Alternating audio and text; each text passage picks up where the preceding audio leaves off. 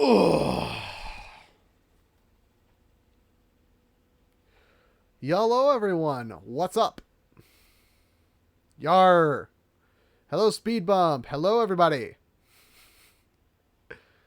How is the everyone in the chat? Sayuri, welcome.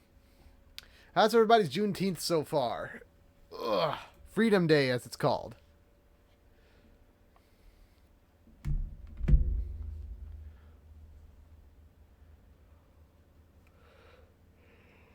Excuse me. Whew, sorry about that.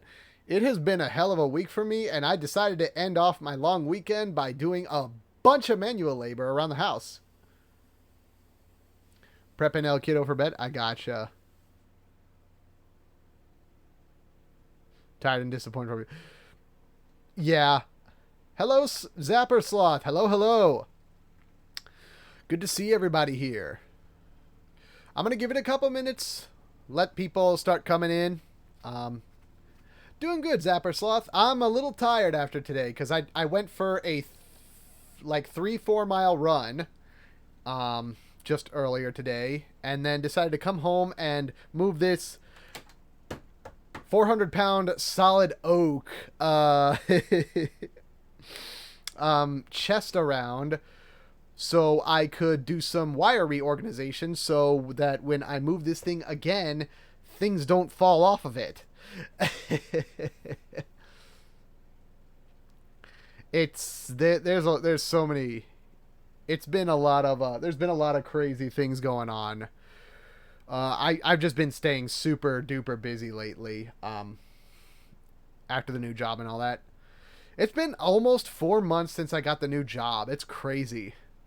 But yeah, all my I have all my I have Velcro ties around all my wires. All the wires are grouped together. Some things are coiled nicely now, so there's not loose wires trailing everywhere. I've got J channels sitting on the wall so that the wires go through. They stay nice and flush against the wall as they go up to everything else, so they're not just sitting around sprawled on the floor or getting caught in spaghetti or getting caught and turning into spaghetti and all that crap. But yeah, organization, very good.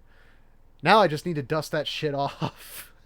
And to dust that shit off, I have to pick up all the other shit that's on it. I ain't doing that shit today.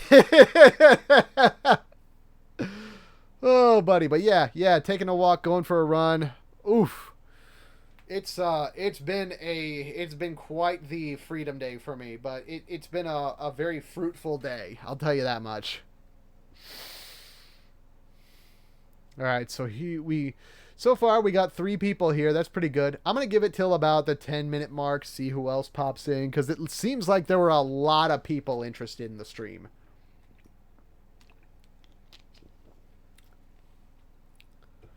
Yeah, good to keep organized and just keep things from getting cluttered. Because, like, back here, over there is where my elliptical is. That's also, like, my gaming station with my friggin'... That's also my gaming station with, like, my recliner and stuff like that. And it's been good. Like I actually got like a set of 6 of those J channels, which are like they're these little tubes that are basically just like a big piece of thick plastic that like loop in on itself, so you can like stick the wires in from on top. I show you guys as an example, but they're all already set on the wall. So, but yeah, I've got them sitting along the wall there because I've got a switch right here, not a Nintendo Switch, like a networking switch. That allows me to run gigabit Ethernet to all of my video game stations over there, which is super nice. I am a huge advocate for wired gaming. Yeah, is very cool, very very nice. Yes, indeed, yes. Well, I'm glad to hear everybody's making the most of the Is this a new holiday that happened like recent, like a modem? Kind of, but way more. It's a lot simpler, and there's a lot more ports. Like I think a modem is more of a, I think a modem is more of a device for getting traffic out to the internet instead of like connecting traffic on the internal network to the other device that's there. Like I've got my Verizon router right here, and it's very good. Yeah, I got my Verizon router over there, and it's yeah, that's what's hooked up to the Switch, which is hooked up to like everything else that's in this room, which is I enjoy that.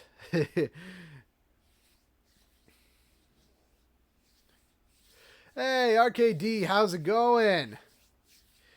All right. We got people populating in today. Um, I'd have music ready, but I didn't have enough time to prep like a royalty-free soundtrack of any kind. So I'm just gonna wing it with what I got. So I guess for right now, I'm gonna go ahead. I'm gonna go ahead and get started. It's been about five. It's been about 5. Well, I can still chat with everybody. How's your day going, RKD? I'll wait for it for a little bit. Yeah. Ugh. God, I am sore, but it's a good kind of sore. I got a lot of energy out today. Going out on an actual run outside in this nice weather was really good.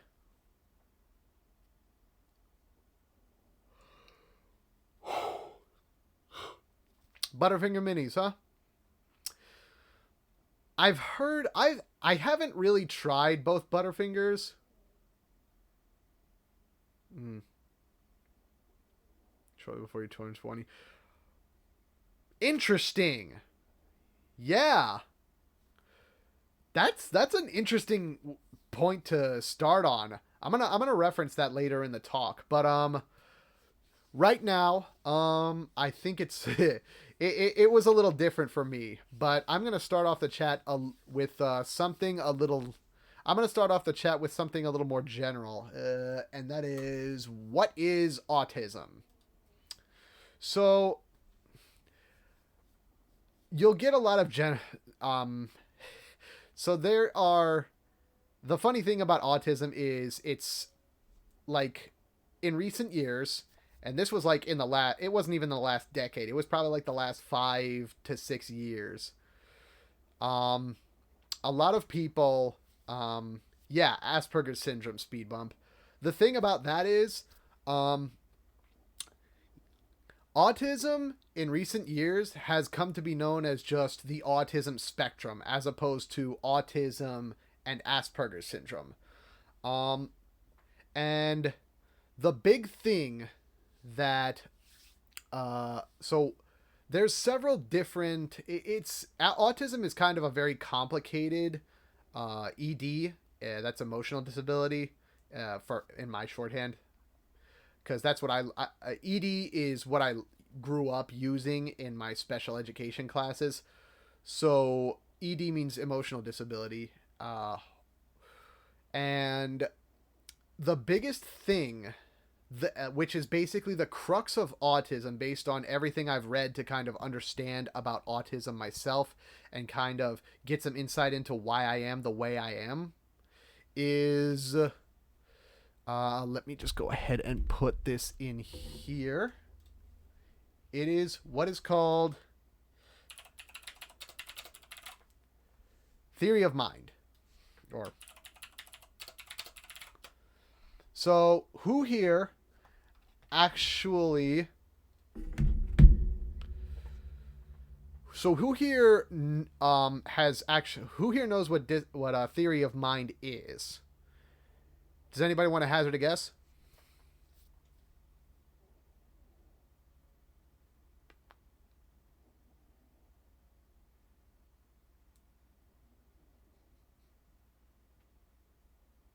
I'll give it a little bit. Neurodivergency. It's slightly it is related to neurodivergency, but I think neurodivergency is a lot more general than theory of mind specifically. So, theory of mind is the is one's ability to put themselves in other people's shoes. That's the shorthand for it. Um,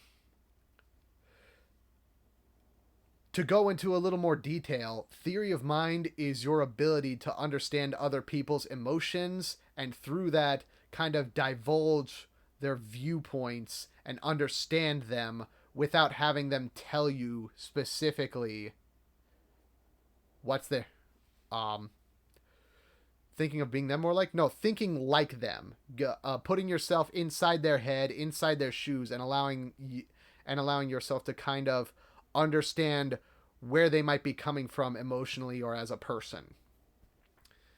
um Empathy is a part of it, but theory of mind is a little more general than empathy, but they are very closely related. Yes, RKD. So empathy empathy is your ability to um yes, it's your ability to stretch out and kind of feel and kind of um understand how other people feel in certain situations and understand what they might be like or get or glean that kind of thing. And that's this stuff. This is like the theory of mind is like the crux of autism as a whole, because people with autism all have some kind of difficulty with theory of mind. In fact, there's a test. I don't remember the name of the test, but it's a test where somebody takes like understand others. Yes, Zapper Sloth. It's your ability to understand others and to sympathize, empathize with them, on an emotional level, so on and so forth. But back to the test. Um, there's a basic test that's given to children that was given to children some time ago, for diagnosing them with autism, where they would take a doll, like say,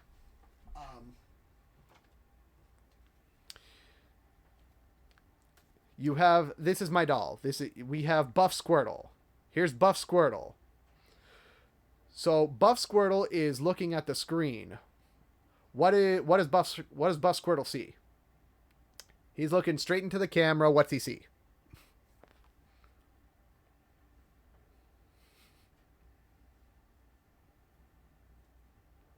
He's seeing my right now. He's seeing my when looking at my screen, he's seeing the he's seeing my I can't find the freaking words. It's right there. My OBS. He's looking at my OBS, which is directly on my screen, which is how I'm talking to you guys. Yeah, he would see he is seeing my screen right now. Yeah. Now, if I were to now here's the thing. If I were to here's the thing. If I were to take a screenshot of my desktop and then put it on the screen. No, this isn't this is a bad example. I tried to make up my own example on the fly, but it's not really good. But more or less, like, you'd take a doll and then you'd take like a small little box, like a box of candy or a box of Band-Aids, and you would put it in front of them, and you would put it in front of the doll, and the person on the test would be asked to say what the doll is seeing. So in this case, you'd say, the doll is seeing a box of Band-Aids. Simple enough, right? So after that, the tester removes all the Band-Aids from the box and puts rocks in them. Puts it back down in front of the doll. Asks them again, what is the doll seeing? if they sometimes they some people will answer an empty band-aid box with some rocks in it, but the but and like that's what I'd have answered back in the day when I was if I was put to that test. But the correct answer is uh, the doll is only like if the doll didn't see that if the doll didn't see the rocks put into the box, they would just be seeing a box of band-aids. They wouldn't know the difference because they don't have that perspective. And the thing is, like, you putting yourself into their perspective, if you, depending on how you answered, if you didn't give the answer that was the box of band-aids, as in you correctly interpreted what they were thinking as opposed to what was actually there, that's how you were diagnosed very early on. Nowadays they have they have questionnaires and professional diagnosing tests and all kinds of stuff at psychological agencies, which I think is really cool. I think that, you know, identifying autism has advanced a lot, and that's kind of, it's very interesting how how the diagnosis for autism has advanced, because in recent days a lot more people because of the way that the interpretation of autism has evolved, it kind of went from being a couple different disabilities to being a whole spectrum, and just people on it, because there's all kinds of people that are anywhere on this spectrum and have varying degrees of ability to use theory of mind versus using other things, or tapping into other parts of their mind more readily and better. Does that make sense? I'm gonna let it rest a bit, grab some water. You guys ask me any questions you want before I hop on, before I keep moving.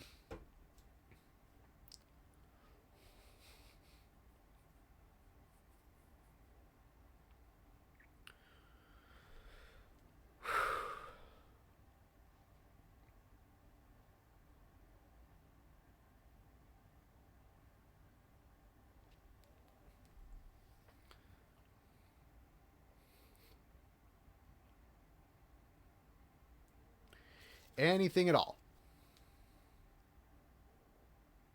Okay. What you got, Zapper Sloth?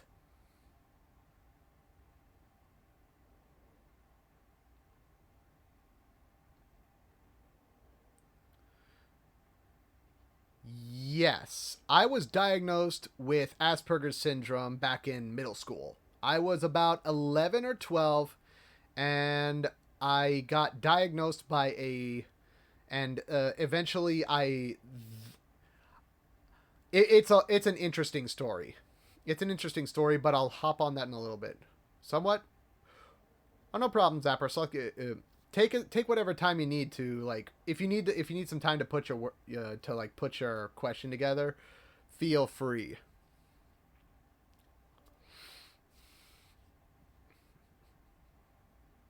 But yeah, I was diagnosed with Asperger's syndrome back in middle school, and I didn't even really understand what it was. Um, and I didn't really know. I actually didn't really know or bother looking up anything about what autism is before until like a couple of years ago, when I saw a specialist and I felt like I really needed to learn to understand myself.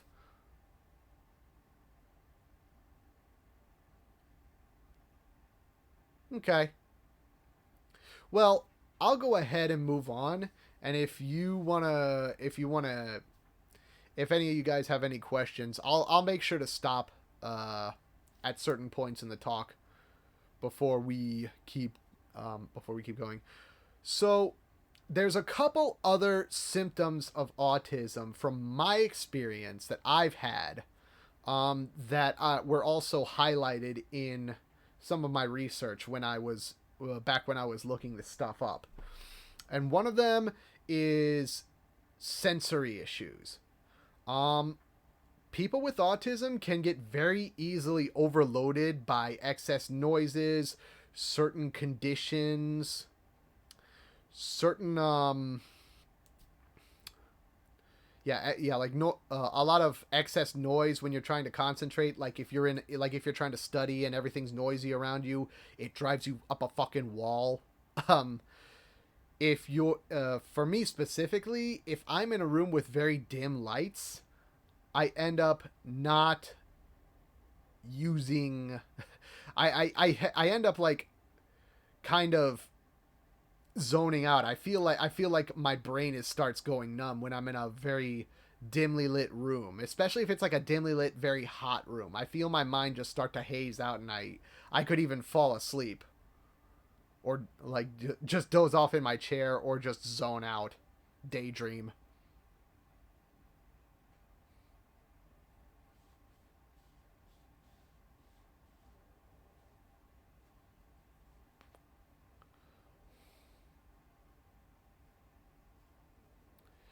Yeah, I was very lucky that I was diagnosed in middle school because it allowed me to go to a different school in a different district that had better resources for things. To that had better resources for my condition. And I'm grateful that I was able to go there and get those resources I need because I was a fucking mess as a teenager. Oh my god. Like if you guys thought I was an asshole back in my Let's Play days, whoo buddy. Yeah, Sayuri kind of knows. She knows I could be a very very ugly toxic little shit back in the day. Yeah. Yeah. Yeah, I was very coarse. I am still very coarse. I'm still a very coarse person today, but I'm a little more mellowed and rounded out.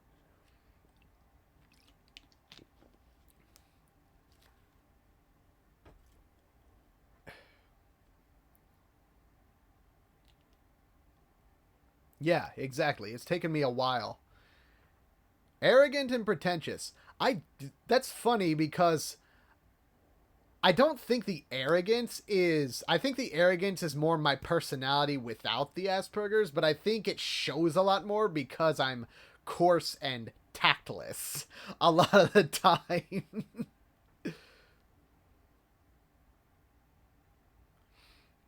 Yeah, yeah, that's very true. And one thing I did, um, we can go back into that. Let's go back into that subject a little later. But yeah, um, outside of sensory issues, one of the other big things I had that I felt personally with autism, and I've talked to other people who have autism, and it's what I like to call slowing. It's what I like to call slow moving emotions.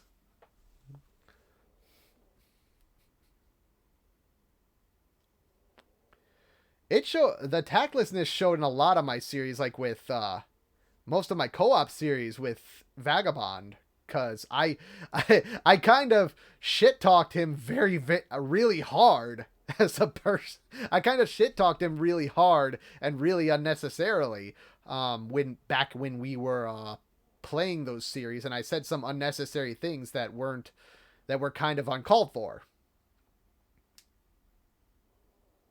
Yeah, but that's it. Yeah, held on to anger more than most people do. Yeah, when people with autism get really deeply hurt or angry about something, it stays in our system. It stays in my system for like hours, days, maybe even weeks or months. Definitely not like a healthy, not like a healthy amount of, definitely not for any healthy amount of time.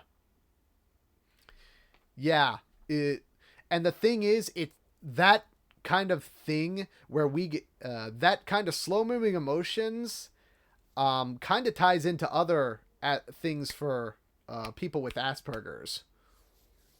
I don't know what the Benson syndrome is, but I've never looked it up.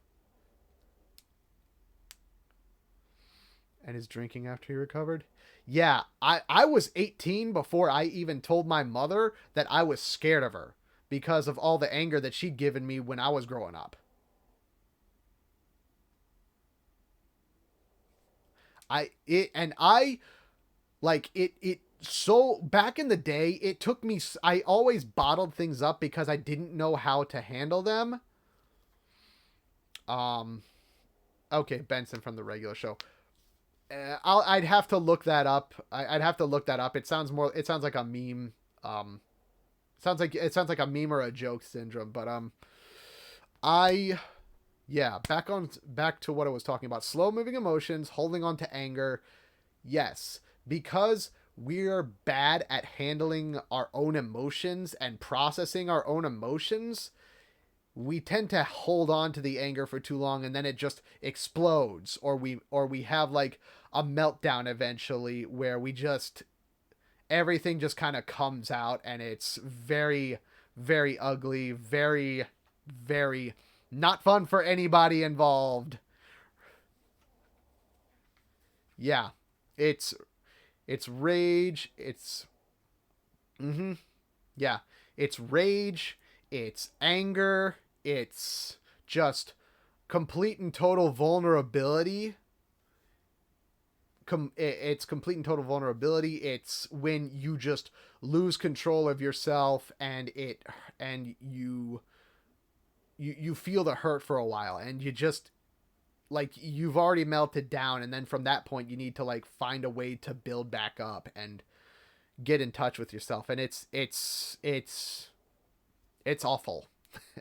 I've had my fair share of meltdowns as a kid, um, just because I never knew how to properly take care of myself and my own emotions because I was so out of touch with them, and that's all. I think all that ties into that slow moving emotions thing because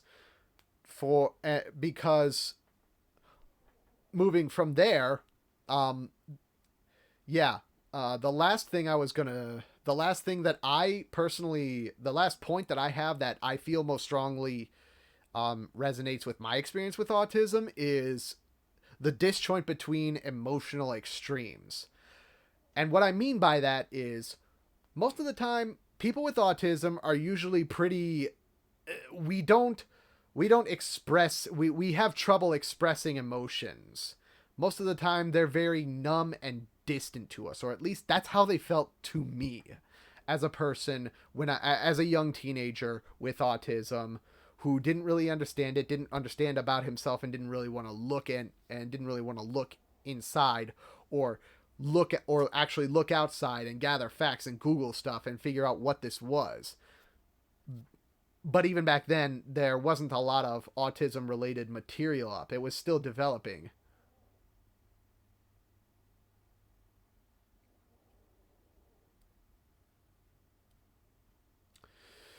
Yeah, but when we do feel emotions or when we do get hooked on a subject, we can't stop. We can't get off it. We can't we don't want to switch subjects from it. We can't stop talking about it. I want to talk about Hot Wheels. I want to talk about Pokemon. I can talk about fucking I don't know. I can talk about anime. I can talk about anime for it. I can talk about nuclear freaking physics. I could talk about nuclear physics theory for fucking out for fucking hours. Everybody like it's like that little light switch meme where it's like uninterested complete obsession.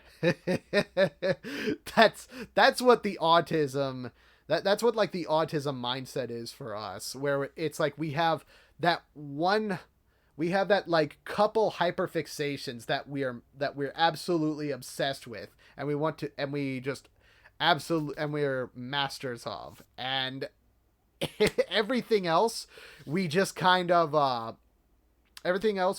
of shut out. Like, okay, cool, yeah, that's cool. Hey, by the way, have I told you about the greatest game ever, Monster Hunter?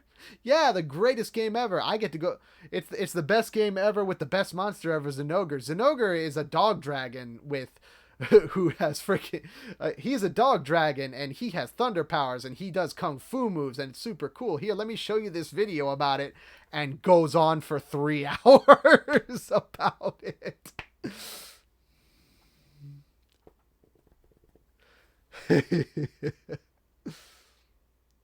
Yeah. Yeah, shutting people out is interesting. It's it's interesting because yes, I absolutely will start shutting people out if I just lose interest in them, or they start talking about things that I just I have no interest in. And I've noticed this with a lot of people in chat, in the in chat, in the Discord, in so on and so forth, where like we will hyperfixate on a subject and it will and can talk about it for hours, or like just want to really dig in and get down. Like we don't want to get into the meat, like we want to get into the meat and potatoes of the situation, but we want to dissect that meat. We want to pull each strand apart piece by piece. We want to take every little bit of that steak and just like analyze it and just pick it apart and know everything about it if that's our subject of interest. And it's a trip. That hyperfixation is such a trip. And the funniest thing about that is that hyperfixation is also a factor in people with ADHD.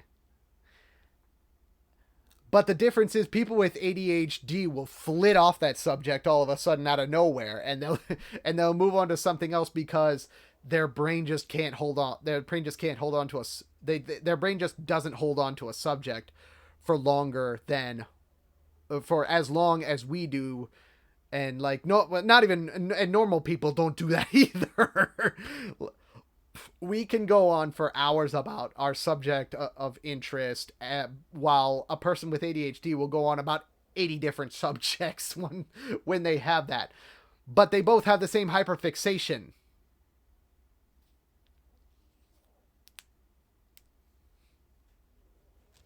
Yeah, yeah, they can go on. I mean, people can go on emotional rants about stuff and be like super duper Asperger's and nerdy about.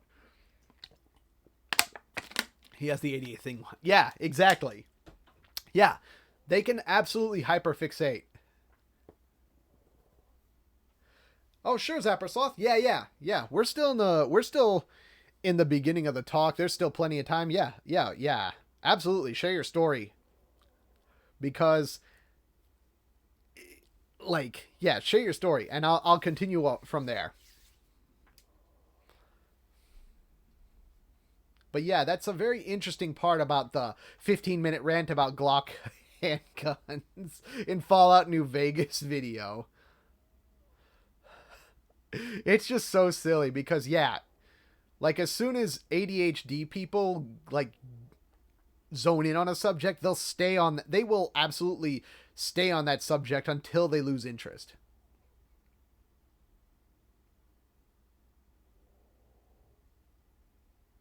4 nearly hour-long videos of talking about guns.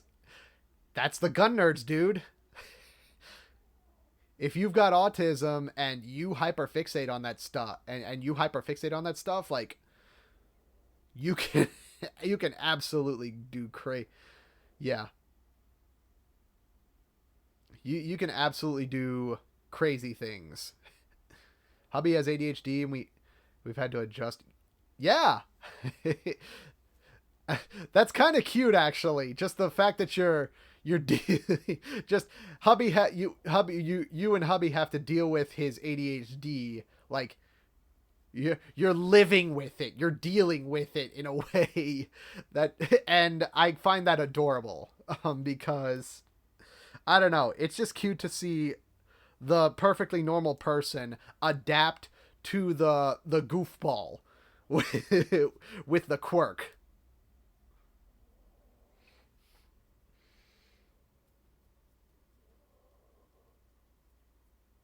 Nice. Um, but yeah, it's and the funny thing is, like typically because of that uh picked again. Good lord. But I'll stay on subject for a bit. So the funny thing is, people with autism tend to have issues interacting or dealing with people who have ADHD, because they have that same hyperfixation thing, but they go two different directions. They deal with it in two entirely different ways. One person fixates on it and wants to get all the information out on it for like after like 10 minutes. And they and like I know some people with ADHD in Discords and chat where they'll like type a small like where they'll type their messages out in teeny little piecemeal. Like 2 words, enter. 2 more words, enter. 3 more words, enter.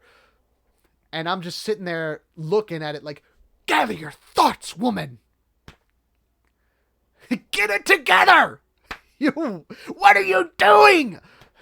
Why do you keep piecemealing me this shit? Ah!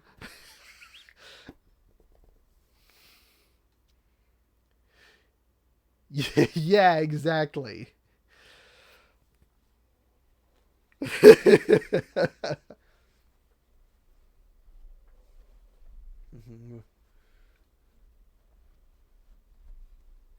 Girls and pussy.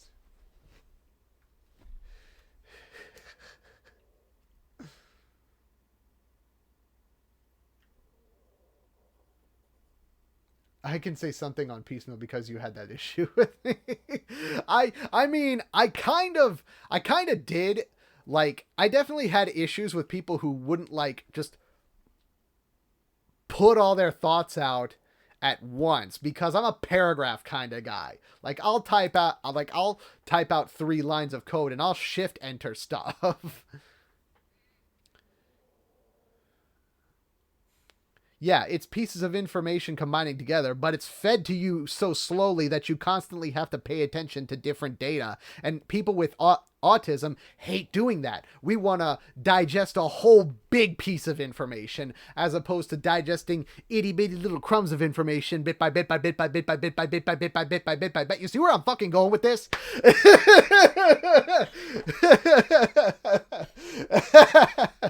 Like, that's how I feel with that.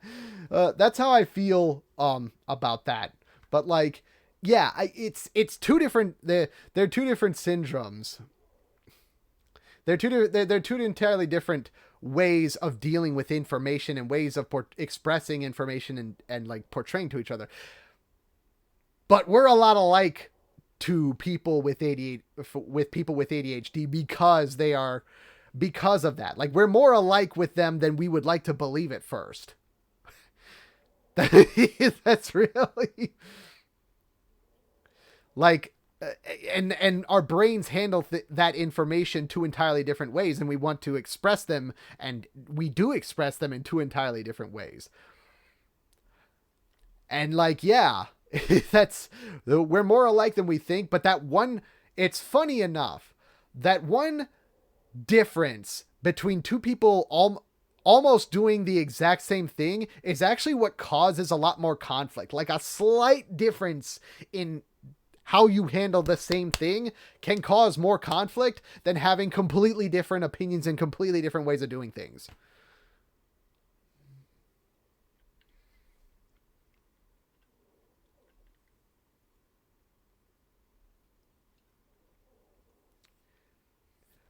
Okay, yeah. So yeah, Sayuri, you have to take time to filter out pieces of information that aren't really you don't feel are important, or that the other person might not be interested in, because I think Sayuri is somebody who has a much higher theory of mind than people like me, and has more understanding of like talking to other people and having conversations with people and maintaining the flow and balance of a conversation and stuff like that. Shit that just goes right over my head.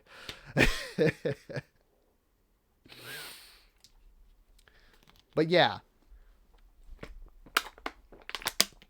we diverted a little bit. God damn, I'm already out of water. Okay, so Yeah, so here's the thing that yeah. So let me go grab another water, and I'm gonna switch subjects over. That's about it for theory of mind and what I think, and like what I think autism is. So if you guys have any questions, comments, what you think autism is, what you relate to, if there's anything you wanna, mention, great. Otherwise, we'll move on to my personal experience with autism growing up, and I'm gonna go a little more in depth into that.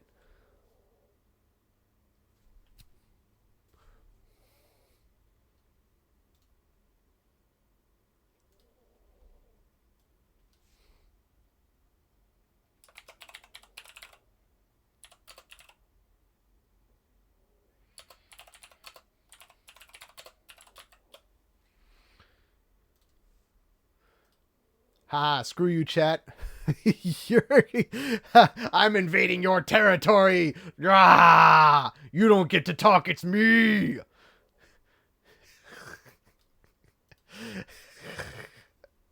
I don't know why. I just thought that was mildly amusing. I'll be right back.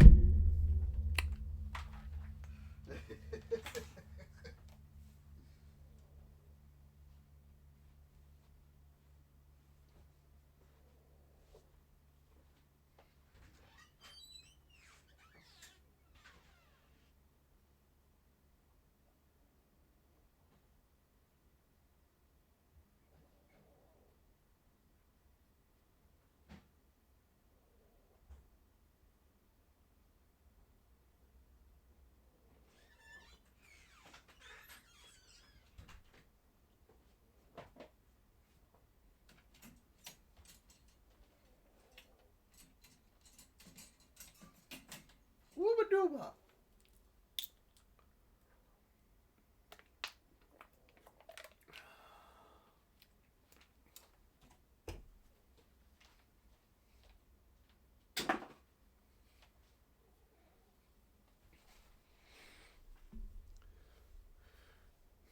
No, Zapper Sloth, I will not take the words off the chat. I'll put them right in the chat. Ah!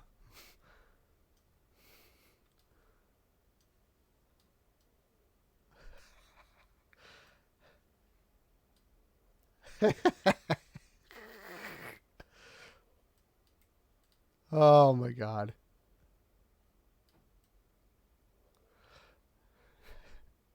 Remember when the Gra meme was relevant? But they obstruct my pretty face. Aww. You flatterer. Get my DMs, bitch. I'm sorry, that was a little mean. That was a little much.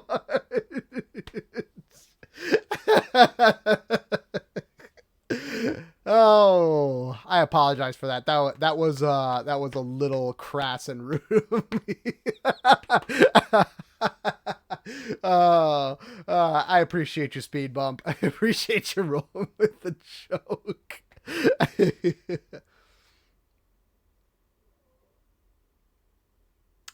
Good point, RKD. We're actually going to get to that a little later in this talk.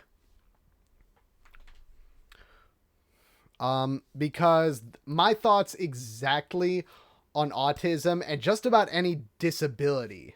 But we will get to that later in the talk. Right now, does anybody else have any questions on like what you think, what you think, questions, comments, what you think autism is? If you think I'm barking up the wrong tree, if you think I don't have like any idea what the fuck I'm talking about, shoot. Otherwise, we are just gonna move on. I had some barbecue earlier today. It's really good.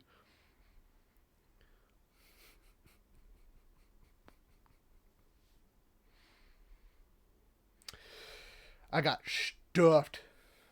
So now I'm belching.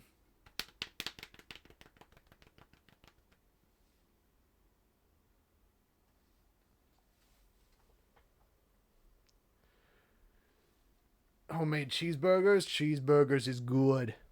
They is very good. What is autism to me? I think autism is just your brain being wired or balanced differently than what most people would expect. Or it's a spectrum of people who have it's a spectrum of having more balance shifted towards the logical part of your. To me, high functioning autism is having like some of that brain power that's usually diverted to theory of mind and understanding other people towards like the logical side of your brain, which helps you understand uh, other which helps you like understand and process other kinds of information better. But that's just me. That's my thoughts on it, and that could just be how I grew up and how I developed, how I grew up and how I had to develop myself, as somebody who was out of touch with their own emotions and couldn't really use those emotions to interact with people well enough.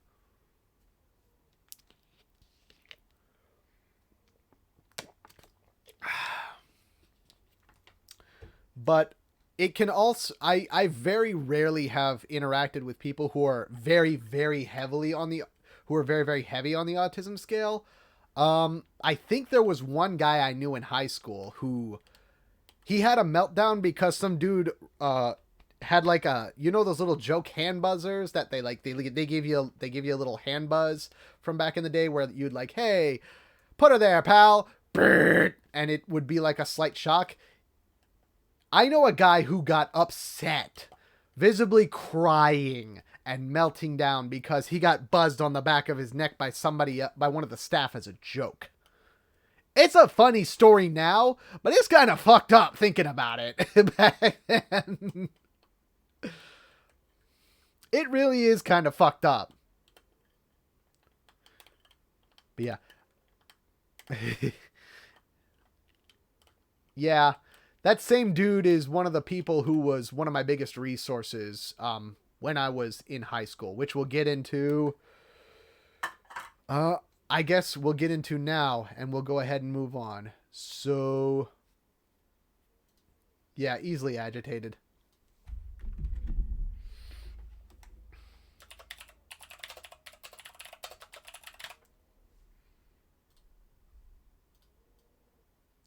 So, growing up with autism. As a young child, I always seemed like I was a little bit quirky. Hello, everybody. Hello, Tic Tac. You're just in time. You just got back. We are starting on part 2 of the talk, which is autism and me. Or more specifically, like my experiences growing up with autism. So, like, as a child, I was always known for being just quirky, weird, kind of out there, but nobody really was able to put nobody was really able to put their hand on what exactly was weird about me. I was completely unconscious of this for the longest period of my life.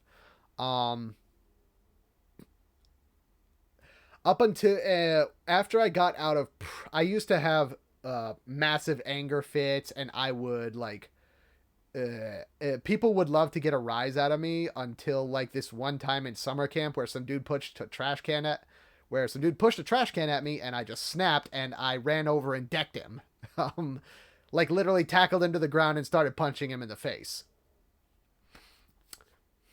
I think I was about 8 then. That was a very, yeah. They always said I was just a kid with ADD.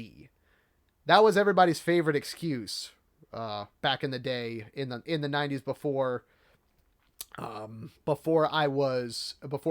was like actually diagnosed, before people could actually diagnose somebody with autism, before it even became like a well-known thing. And that was And like nobody actually could give my mother a straight answer. Yeah, I was put on meds for ADD. I think I was put on Ritalin, and I think I was put on another medication that was really fucking awful, and I had to eat with my peanut butter sandwich because it was bitter and sour and nasty. That might have been for something else. That might have been like cold medicine. I don't really freaking know, but I was at a Catholic preschool when I was a kid, and I remember nothing of. I remember nothing good about that place. That was just awful. But yeah. So I went. So time moved on. It was the same thing. I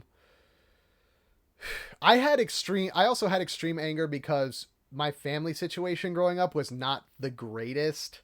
It was just like, it was two people, my mom and my stepdad, who had gotten married just for the sake of like, not just for the sake of my mom not being alone. And they didn't really have a healthy foundation for marriage. I think they just, and like both of mom's kids, I think were out of, I think both of myself and my half sister were both made out of wedlock. I don't know the story about my sister, but like, yeah, that's another situation which I don't want to talk about too much here. But it was a very angry household. My mother was angry all the time because she was the only one who was actually working on shit. Meanwhile, my stepdad would futz around and watch TV and eat ice cream, and he would work and he would do like side jobs and manual labor and stuff, but he was not educated and he did not know how to do any other shit. And now he's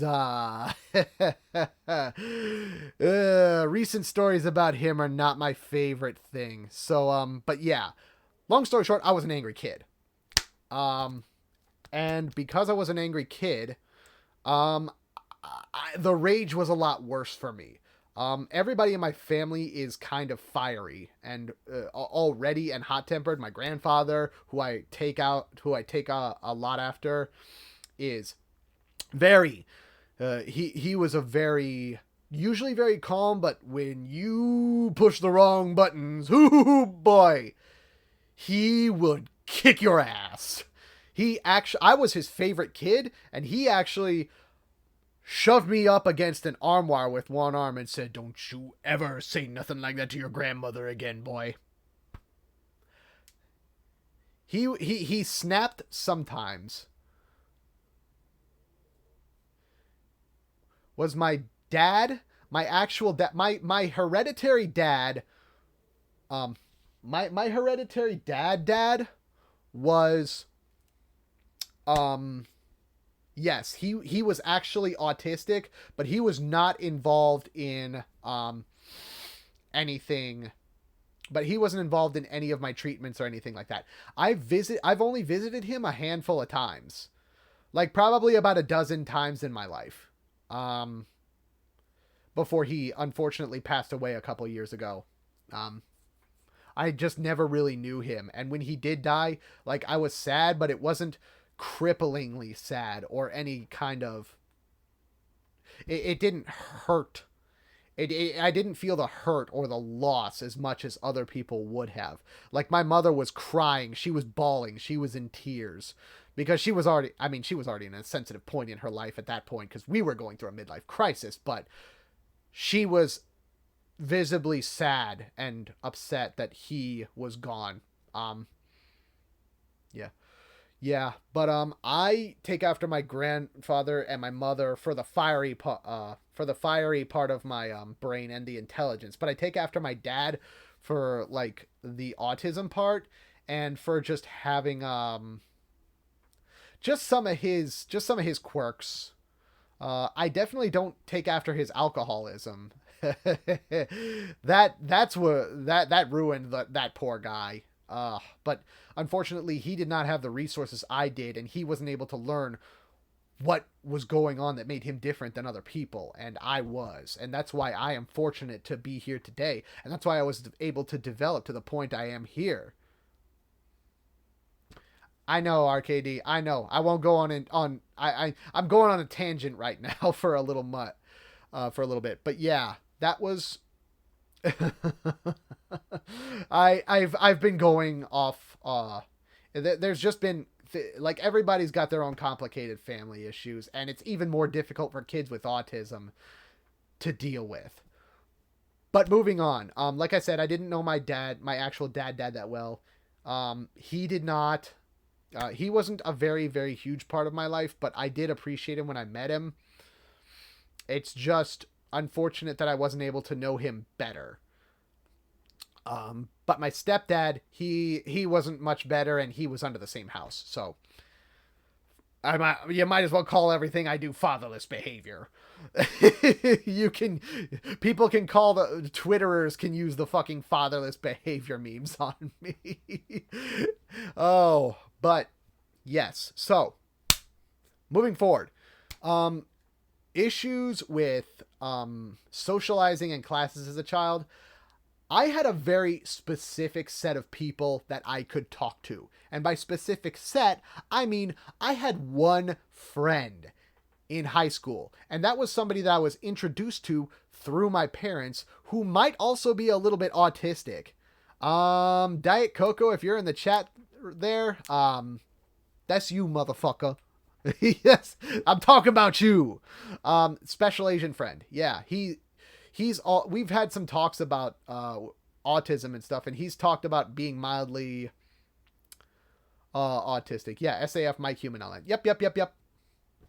My dude. But he's also, funny thing about him, I've recently learned, like I saw on a Twitter post, he has a way with words.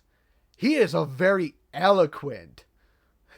He is very eloquent when he wants to be. And I mean, he's a video game reviewer and writer, and he used to write for sports journals. So like that makes sense. If he's good at that kind of thing, that kind of makes sense. It's just I'd never seen it, and it blew my fucking mind.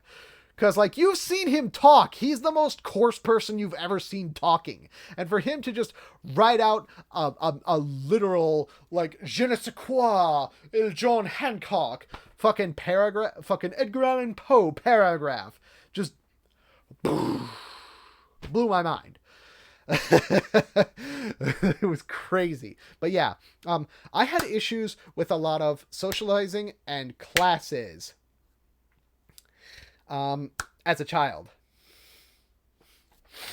Yeah, I had a lot of issues with like classes and socializing as a child, because when you're in the middle of a class, you can't get special attention like you feel like you need as a kid with autism, where you need to stop the class and like focus on other stuff. Because when you're a kid, guess what? If you're the nerd that's always asking the teacher questions, other kids are going to get pissed off at you because you're holding the class up and you're getting hung up on information that they don't care about.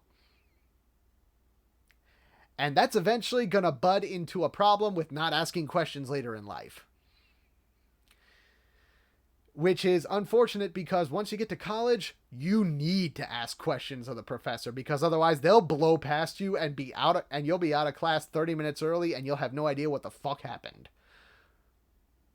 But yeah, dealing with classes in a social environment, going back to sensory overload.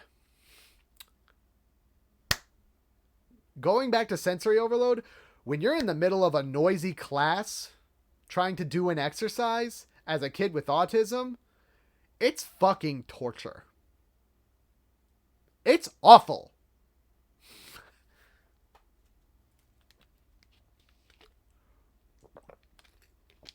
Like, it absolutely drove me insane to be in the middle of like an art class or something else where I'm trying to put something together in my mind, and I just can't. And I don't know if this has anything to do with the autism, but I am not an auditory learner. I don't learn from lecture. I'm a visual kinesthetic. I learn by watching, and I learn by doing. And any class like math where I got that kind of teaching, I excelled at. I was actually a grade ahead in math. But yeah, there's a lot of people who are visual kinesthetic learners and will learn a lot better by putting their hands on stuff or by watching somebody do it and then doing it afterwards. I'm that kind of person. I'm not going to learn anything from somebody talking at me. You're just going to put me to sleep. Yeah, exactly. So there may be, it may have something to do with autism. It may just be like a thing with us. Yes, I struggled in English and reading so hard. I had to do resource English and reading because I couldn't learn it the way they were trying to teach it. And when I was diagnosed with it in middle school, I was stuck with a bunch of fugly old cronies who needed to retire. They were, when I was in their classes, because they were also awful people, because they'd call kids out in the middle of class and yell at you for not paying attention to them, or like missing information in their class, because they were stupid elderly and overweight and probably unhappy with their life. Yeah, exactly. I'm the same way, RKD. I don't like interacting with people when I work, but I went into that's kind of why I went into IT, even though IT, yeah, in some help desk positions, you'll end up on the phone with somebody trying to troubleshoot their issue while they're yakking at you trying to do other shit. And I've worked with people like that in a previous job of mine, and it's friggin' awful. Hi, Doc. How's it going? What's up, dude? Welcome to the talk. I'm just kind of talking about my experiences with autism growing up. We've kind of covered the basics of what autism is and kind of how it's affected people. Yeah.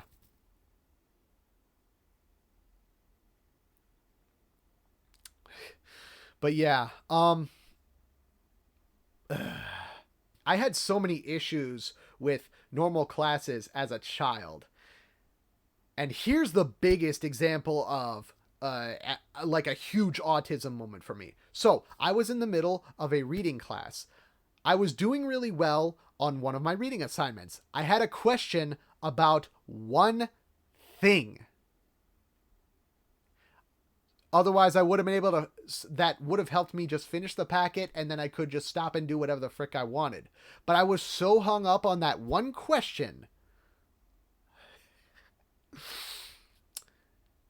that I actually got visibly upset about it, because I raised my hand waiting for my teacher to answer my question for 30 minutes.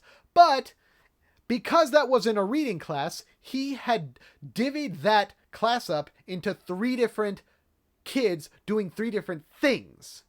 One of them was people finishing the worksheet. Another of them was quiet reading time. Another one was group reading time was like a reading circle with him in the center. And he was so busy with his reading circle that he didn't want to notice that I had my hand raised for half an hour.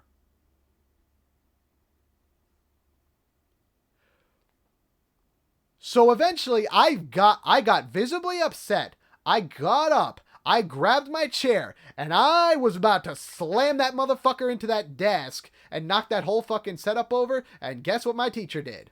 He stuck his arm in the way, the chair banged into him and into his arm. It smashed his arm between the chair and the desk, and I'm pretty sure it hurt. I don't think it broke anything, because he dragged my ass to the principal's office after that, kicking and screaming for my dear life. Because I was that pissed because that fucking asshole did not stop to answer one little simple question I had, because he was too busy keeping the structure of his class going. And I got suspended for half a day. But after that, I switched teachers. I got to meet back up with that one with special Asian friend in another class. We weren't yakking our balls off like we were in grade 1, where we had to be separated. And we were fine. I was able to do it. And to be fair though, I actually didn't mind being there. Oh no, Vagabond I didn't meet till middle school. But this was elementary school in 4th grade. I got suspended for half a day. So most of what I did was helping people in the office staple stuff and playing Oregon Trail on the vice principal's PC.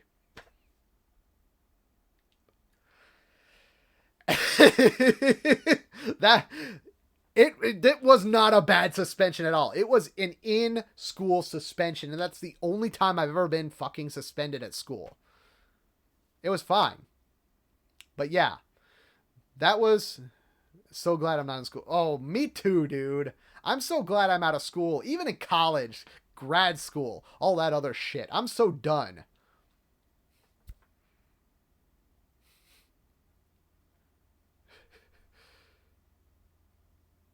Yeah. So my yeah. Did get detention in middle school too. I don't think I ever got detention specifically, but it's I had some issues with some teachers. But anyway, after that, the rest of my uh elementary school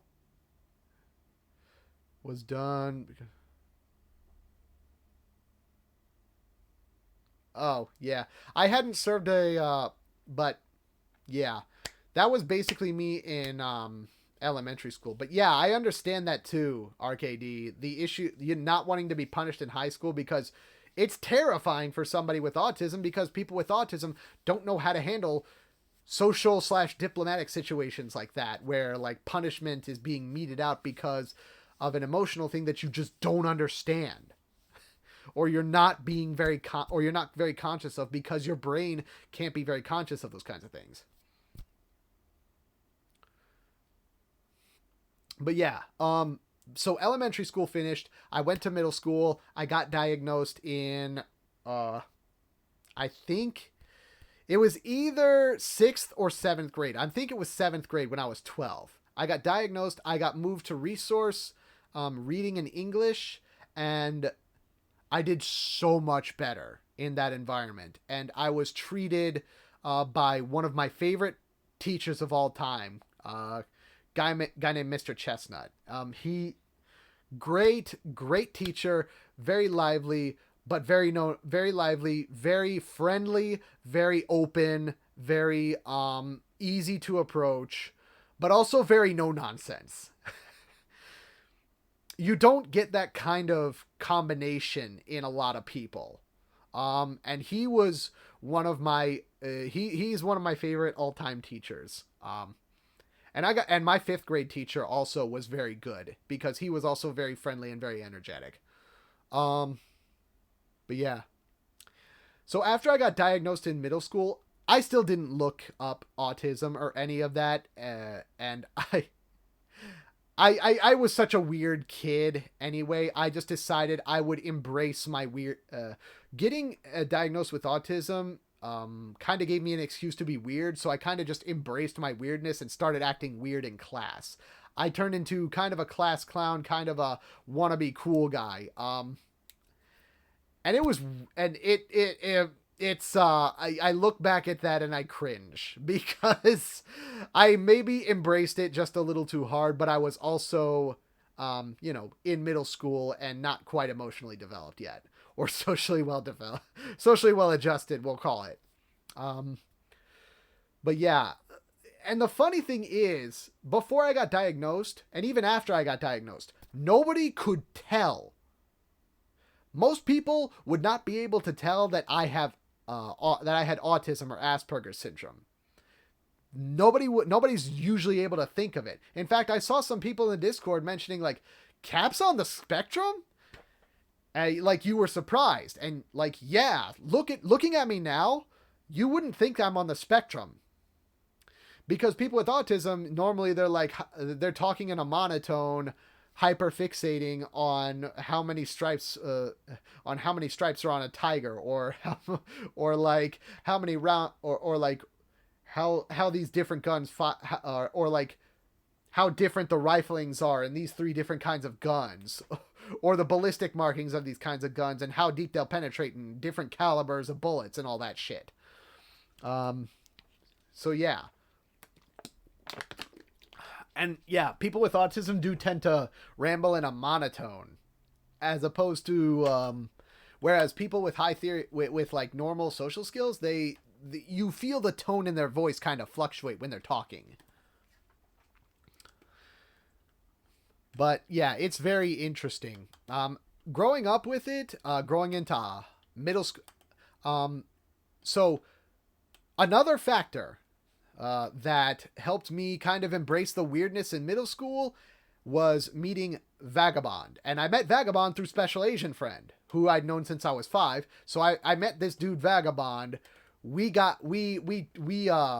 Hooked we hooked up. I think this was 6th grade, and we hooked up and we hung out every fucking weekend because because we just I loved his energy. He was funny as fuck. He always spoke his mind. He was honest, and even when we fought, we would still like we'd still get along. We just butt head. We would just butt heads, but it was in good fun.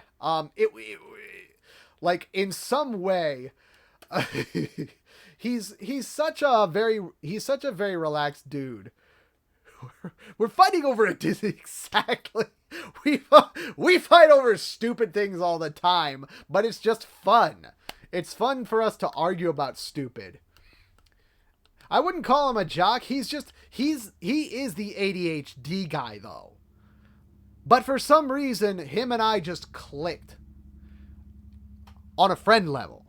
Like having a limited amount of having limited amount of interactions and only being able to interact in friendly and fun environments. That was the key. Hi Luna. Hi Luna again. You don't need anything right now. You're just being bratty. But yeah, you've been bad today. You pissed in my room again. You pissed in my room again. You know what? Come here. Rah. So an ADHD guy and an autistic guy walked into her. Yeah, exactly. And somehow we got along. It's not autistic crap, it's ADHD crap. Yeah, yeah.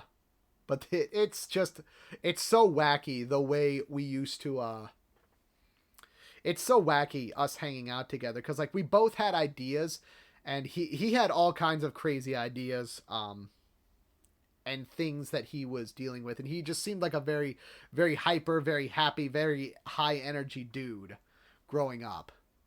When did I meet him? That was 6th grade. Yeah. It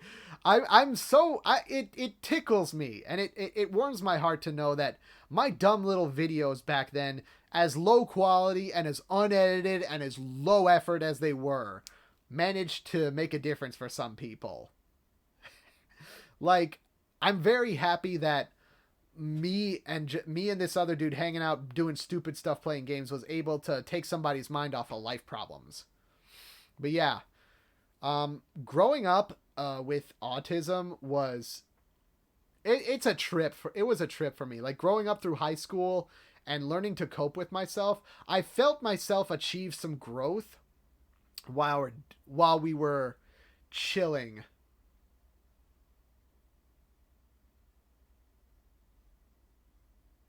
Hmm. Yeah. Um. And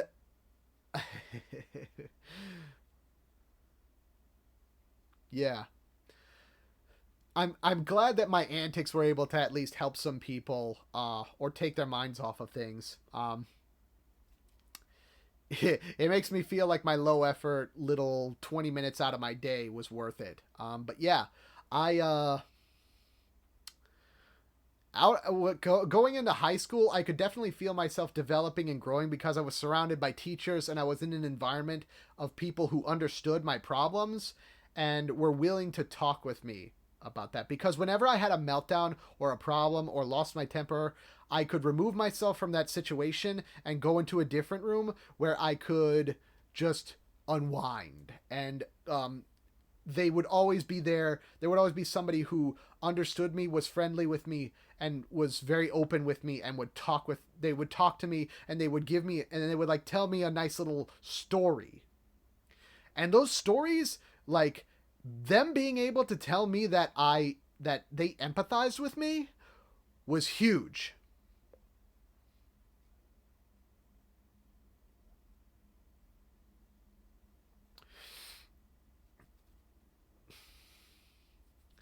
them being able to empathize and talk with me in a story, uh, and like, like having somebody empathize with me was so important to me when I was in a low or I was in a rut or upset. It was very, very, very weird. So, Sayuri, your question.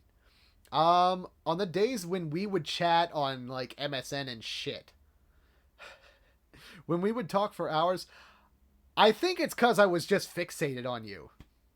I think you were the fixation, and I found your yapping amusing and funny, and I liked you. That was just it. I don't know. I kind of felt this. I might have gotten a similar vibe from you that I got from Vagabond.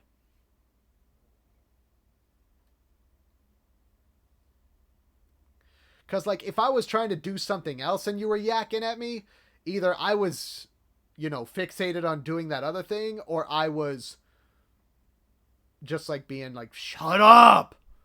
Stop bugging me, woman! You're driving me crazy!"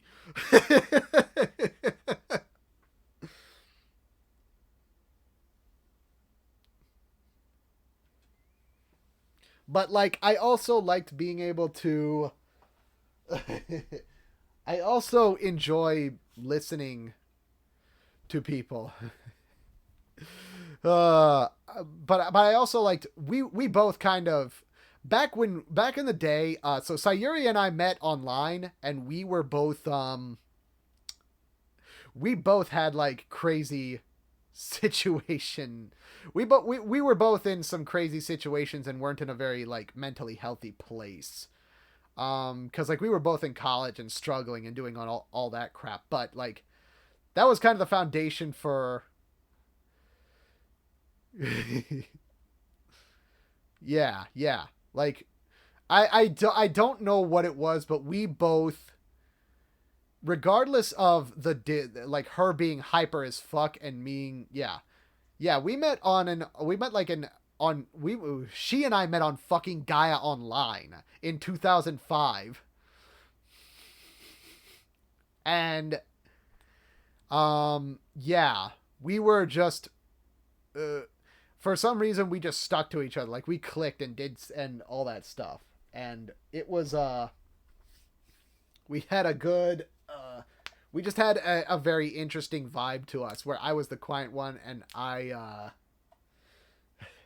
was the quiet one and she was the hyper one, and she'd yap a lot and all and like want attention, and I would only give attention when it was important or when I was willing to like fully devote my only attention to her. Do you need water? Do you need Wawa, girly? Go get Wawa. Go get Wawa.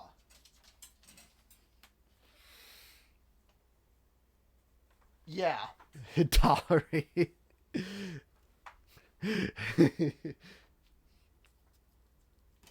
Yeah, that's fair. You tolerated my bullshit a lot more than most girls would. Most girls would have cut me out of their life like hard.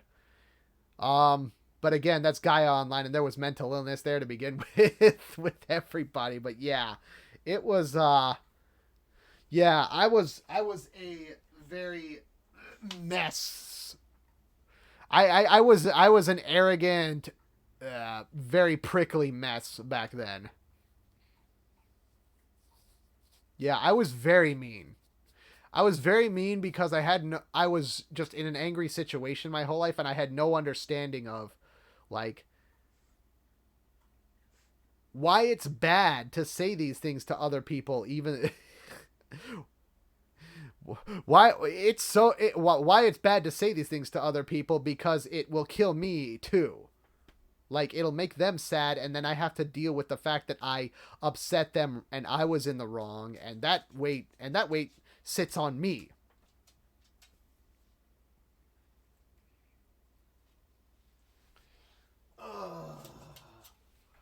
You. Rawr.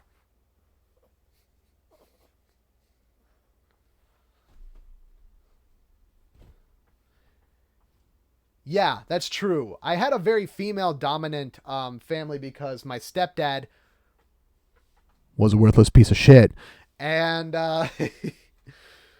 we Yeah. Yeah. Um, and so my mom had to take control, and my sister would constantly be bothering me with stuff because she was also ADHD, but she was a thoroughly like emotional free will liberal kind of person, and I did not understand or care for that. Both of them were fucking crazy because of their life situations, because my sister was so vastly different from my mother and myself, and I was my mother's favorite, but I was also the one that she put all her expectations on. So, yeah, it's it was a ridiculous family situation growing up, and I'm glad it's over. Well, I'm glad we're past that point and everything's healed. We've had time to heal. The family is healed now, and I get along with my mother much better. But yeah, college, as a person with Asperger's in college, um, I had to learn to be very like after I got out of high school and I graduated, moved on to college, I had to kind of figure out how to be proactive with myself, which is something that I'd never been because my mom was overprotective and always took care of everything for me.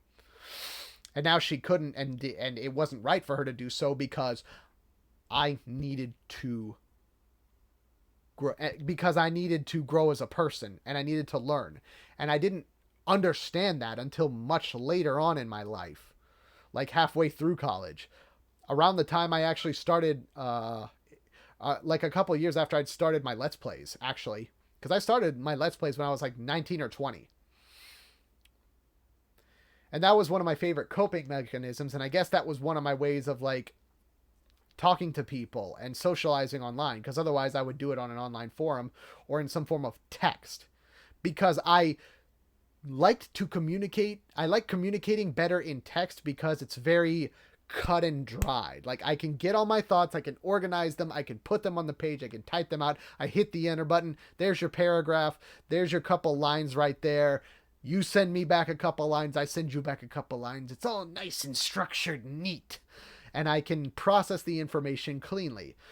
Unlike a conversation where people can interrupt you several times a second, or go off on a tangent, or go off and do something else, or just take complete control of the conversation, like people with ADHD, or like other people who want to get you off your subject that you've been going on for 15 minutes about.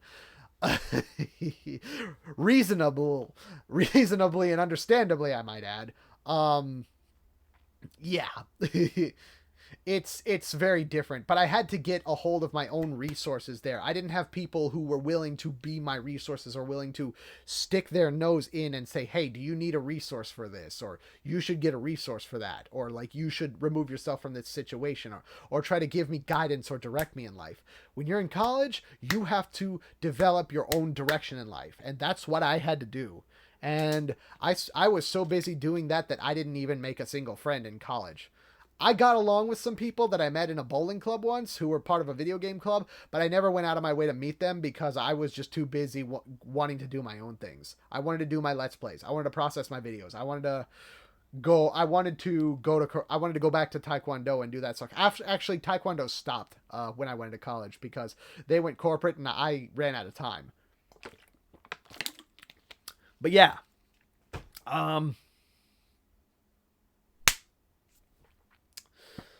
so college was difficult, and it was difficult for me because I had to learn to take care of myself and manage my time, and I also had to, and like without an emotional like anchor or grounding to do that with, because I was so distanced and I was so out of touch with myself as a person with autism, that it was a very difficult, it was a struggle to it was a struggle to live in college. I was very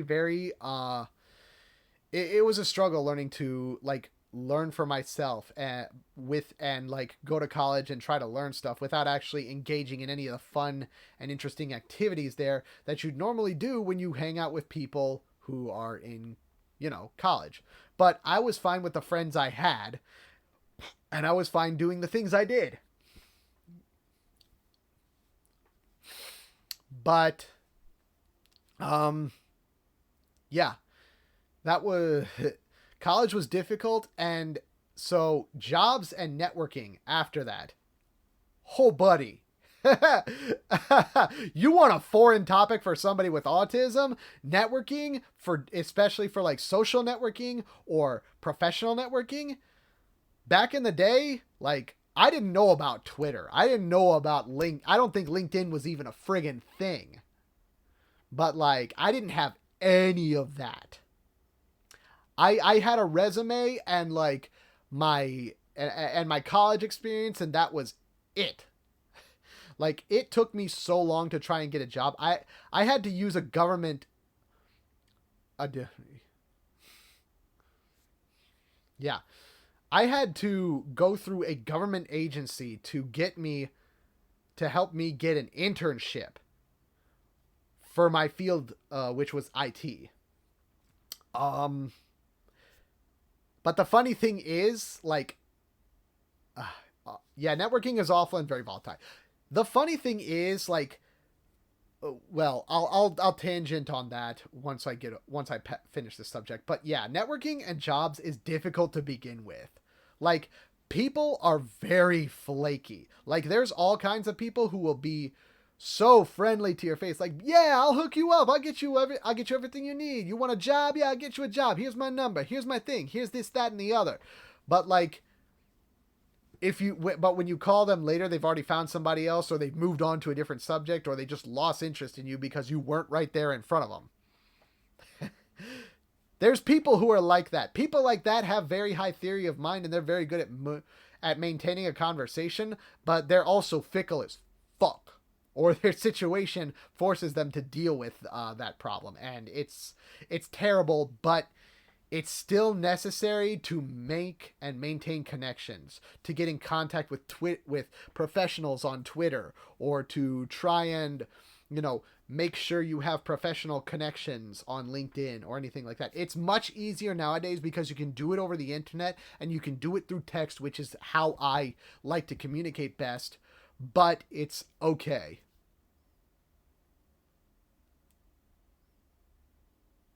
Mild twitch when it's on a topic, or is it a twitch or is it like bugging me? Is my video bugging out? Like I don't know what twitch you're talking about.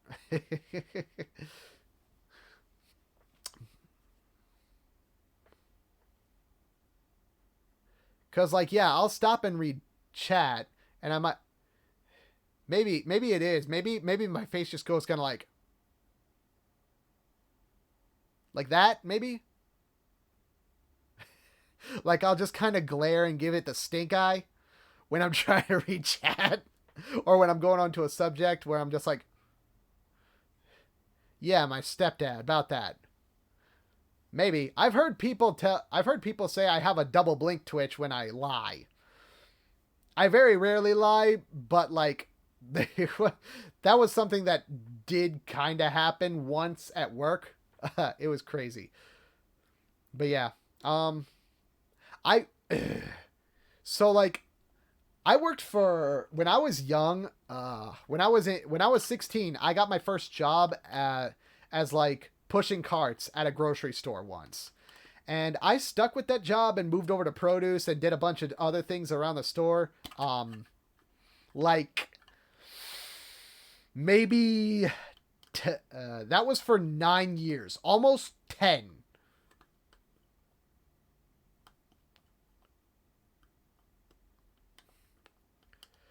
Maybe that might be it, Sayuri. Because like there are times when I'll stop and pause if I see something that seems like a tangent or something that I'm not, because I'm paying attention to chat, but I'm also trying to stay on subject, so we have time for chat interactions afterwards.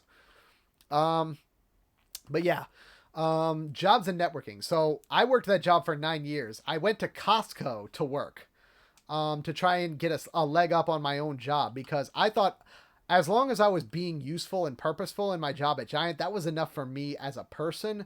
But I had no fucking idea that there were so many better jobs out there, because I was just settling for less because I didn't think I deserved anything or wanted anything more than that. But no, I just had no self worth at that point, and I hadn't developed self worth until A couple years ago, actually. I didn't develop self-worth until I was like 30.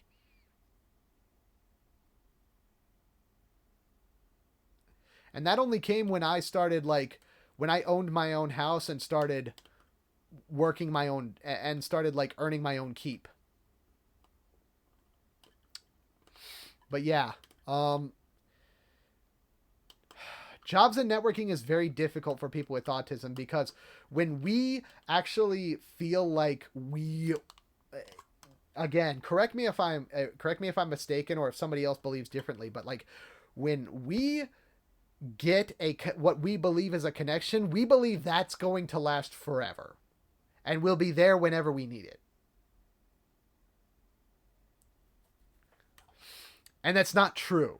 It's not always true. Sometimes you have to just, like, the thing about that connection is you actually have to reach out to them about 3 days afterwards. 3 days to a week. As autistic or just in general? I think for me, just as an autistic person. I think that's the case for me as an autistic person, but I'm not sure if there's any non-autistic people that think or believe the same way.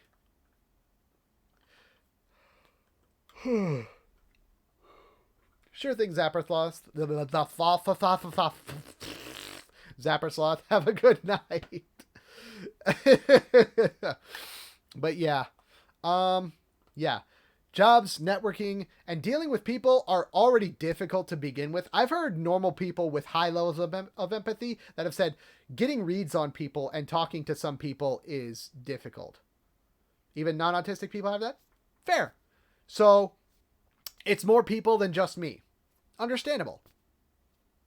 There could be other people that just have that kind of belief in their heart without having the lack of theory of mind. They could be their own kind of person. It's hard into a connection, and when it fails, it is devastating. Yeah. Yeah, they put all their eggs in one basket, or so to speak. Like, kind of emotionally or mentally. And yes, I've done that before in the past, and it's been very bad. It's very, very terribly disappointing when somebody like me makes a connection that I really, really, really like, and I kind of foster it a little bit, and then if it dies on me or something else dies, I just it kills me, and I feel depressed for like a while after. But yeah.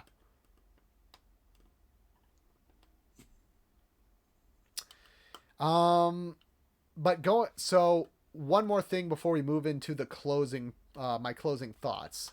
Family.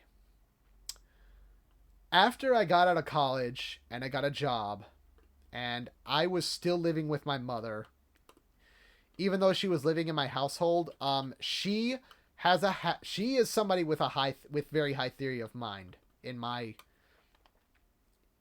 experience, and but like she's also very squirrely. Like, she'll constantly be yelling for me from the other she'll constantly be like shouting for me from some other room, and it fills me with anxiety because she always did that to me as a kid, and if I didn't answer after the first 3 times, she'd scream, and that would get me very upset. And yeah. it took a while to get over that. Especially considering we were still living together until I was like 20, 28, 29. Some number of years.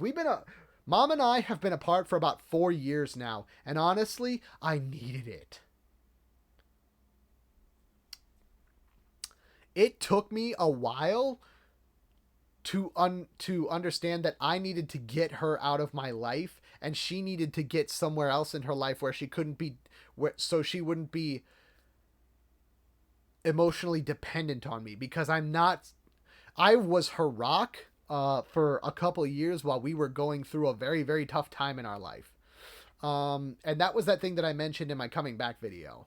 But yeah, she leaned on me a lot during that time in my life, and it wore me thin, and I needed time to get back on my head, back on my yeah.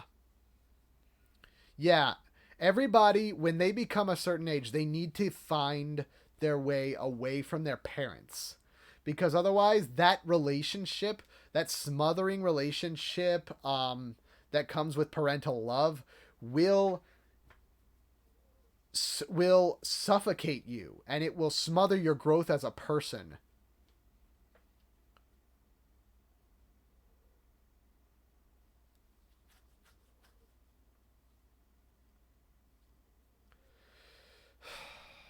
The thing is, Sayuri, about that comment, I was dependent on her financially until I got my own house.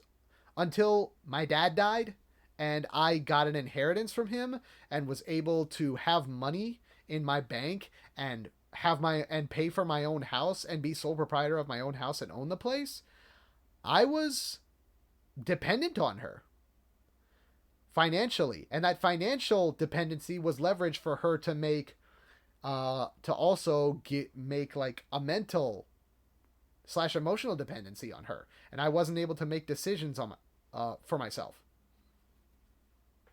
So that might have been that guilt trip cloud that you mentioned. Because like yeah, I had to remove her, but she was also going through tough times. But like I was at the end of my rope and I didn't know it. But yeah, she lives in her own place. I just visited her for last Christmas and we had a great time, even though, like, yeah, I get sick and fucking tired of her because she's overly dependent on the other person. So overbearing. So overbearing. Very overbearing. Very overbearing mother. And, like, I can't. And, like, her being overbearing is what kind of triggered my sister because my sister was not about people who were busybodies and constantly in other people's business. No, my mother is such a busybody and she's very overbearing. Worrisome? Yes. Huge worry wart. Super huge worry wart. Yeah, she constantly got worried and constantly got involved in my business because she always felt like she had to, instead of just letting me grow. And usually you need a good father figure around to tell her that. Yeah, helicopter mom. But yeah. But it's been a trip. I thought I'd hate her for the rest of my life. I thought I would absolutely despise her. I thought I'd never be able to learn how to deal with her. But I did.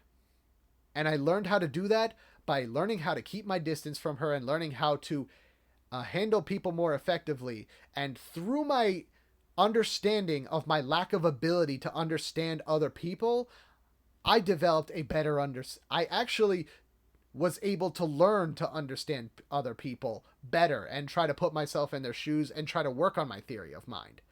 And I've had people tell me, like, you've made huge personal and emotional strides compared to so many other people I know that aren't even autistic.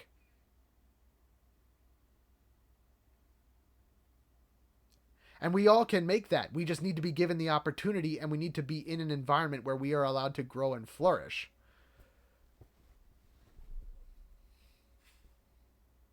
And I'm very proud to know that as somebody who had a very low theory of mind, who had low empathy, who had low understanding of other people, that I was able to grow up and become a happier person. Like, I still get pissed off about things here and there. I still get irritated when people push my buttons or trigger shit. But, like, it's so much better than it was. I am so much better a person now. I do not feel cringe about the way I am. I make some bad decisions, yes. I lose my temper sometimes, yes. I get a little crass and a little cross sometimes with people. Sometimes I will spit at people instead of bottling stuff up, but sometimes I will spit like little lines at people instead of bottling stuff up. Like I'll give somebody shit if they're annoying me, like a little bit of shit, just so I don't have to hold it, and I let them know, and I kind of subtly let them know, yeah, you're being a jackass, or you're doing something I don't like. But yeah, like we all need to be able to like let our own negativity out in appropriate ways, and learning to do that in a way that you're able to accept as a person is up to you, and it's up to your ability to understand. That's it. That's exactly what I was talking about. Speed bump. I'm fucking looking at you, boy. You're backseating, motherfucker. I'm looking at you.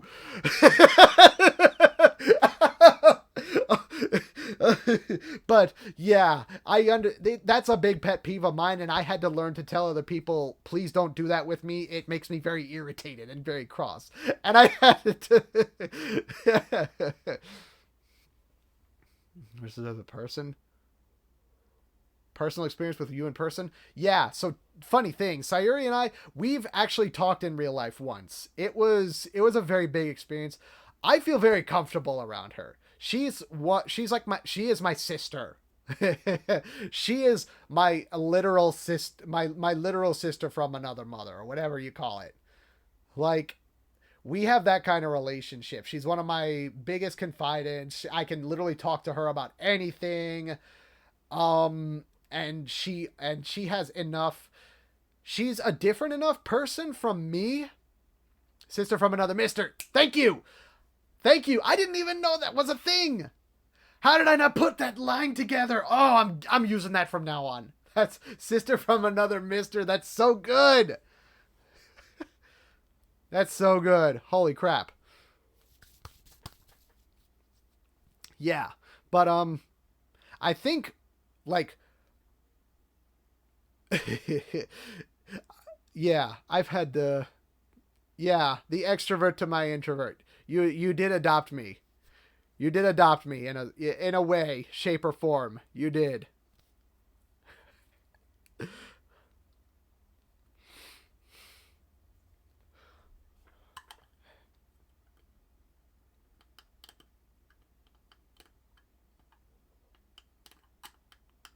Mm.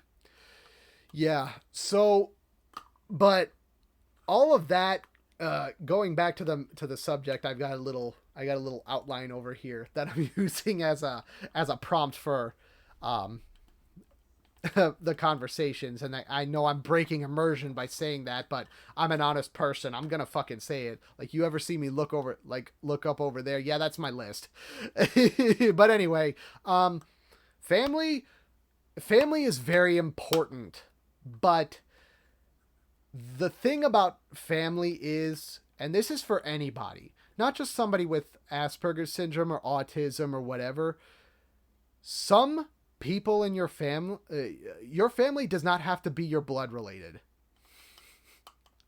Your Sometimes your closest family members are the people. That's like the family you create. Those are the relationships with people that you create by speaking with them and bonding with them. And like, it doesn't have to be an unnatural thing. You don't have to bend over backwards or give an unnatural amount of attention to them when you don't want to. If there's somebody you like, keep talking to them. Stay in contact. Show them you care. You could build a lasting relationship off that, like I have with Sayuri and Vagabond and all those guys.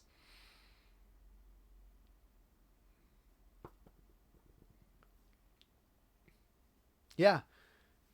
Yeah, even people online. Like, I've made a group of people online. Just I've met groups and groups of people online doing things on Twitter and going through Discord servers. Just great people that I really truly appreciate as people. And some of them who are like I'm super close with. I love being around them, and they're always fun for me. Yeah, exactly. You like, sometimes people, yeah, exactly. Sometimes people just, there's some people that just bring out the worst in you, and there's others who bring out the best in you. And then there's the real ones who bring out all of you. all the crazy all the absolutely crazy things about yourself that you can't show to other people. And for me, a lot of the family that I've made, they're the people that I'm closest with. Like, I still talk to my sister. We talk to I still talk to my sister, and when my sister and I have heart to hearts and we talk about real shit, when we actually break down those walls and don't have like the crazy outward social interactions, when we get to heart, we click. Like, we have some of the deepest, most personal conversations I've ever had. And I love that. And we share a connection in that way. But like dealing with her in normal social situations, yeah. Have fun. I'm gonna go to the gas station. You go do your own thing somewhere else. Yeah. Yeah, that's how you make connections. And that's kind of like networking, but that's personal relationships, and that goes beyond networking in my opinion.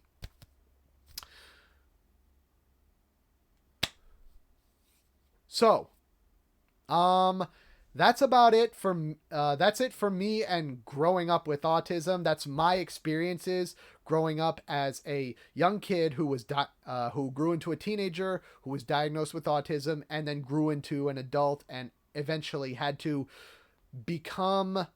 learn how to grow up and grow outside of my family and become the person that I am today, who I am. I'm proud of who I am today.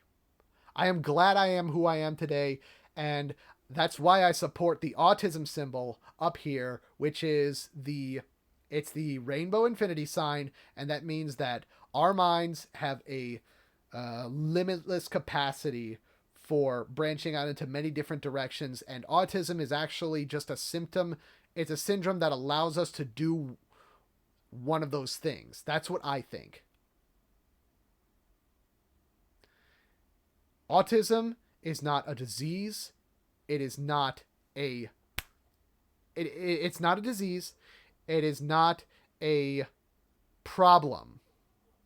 It can be a problem, but it is not what I would call a problem by itself.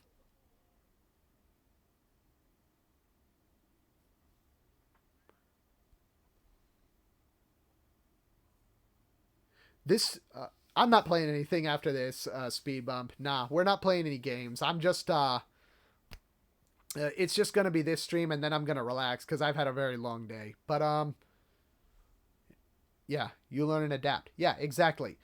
You have to learn and adapt to your own autism. I had to learn and adapt to my own autism, and so does everybody else. Everybody has to learn how to deal with their own problems their own way. And that's kind of what the symbol for autism is representative of. And that's why it's not the puzzle piece anymore. It's like, it's not that something's missing. It's just that your brain's wired differently. You think differently. You act differently. And I believe as a person with autism, it's allowed me to do things differently than most other people have been. And I've been able to become a person that can do things that other people can't. Not like in a special little snowflake shit kind of way, but like I believe in myself enough that I can contribute something. I can contribute something to some bigger cause. But yeah, that's me growing up with autism, and that's where I'm finishing up on that subject. Questions. Any questions? Questions from the chat.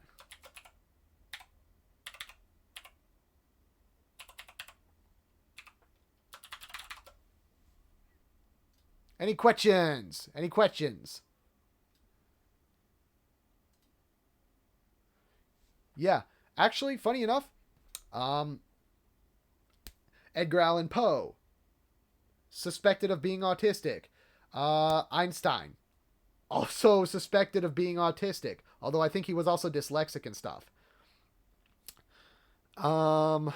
Charles Babbage, one of the main people who one of the patriarchs of the creation of the computer.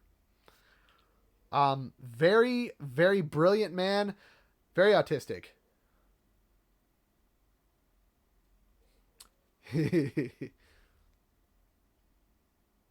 We're gonna raid John after.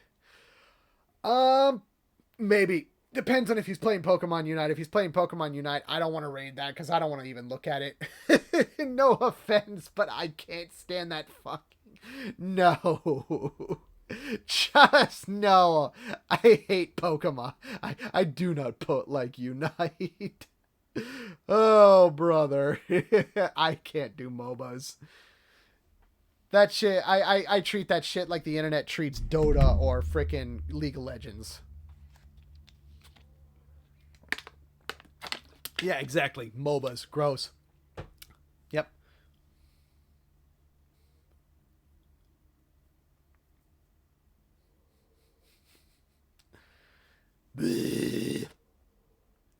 I just hate the fact that when I hit the A button, I don't get an immediate attack. I just get an area of effect that chooses whatever the fuck I'm attacking within this circle.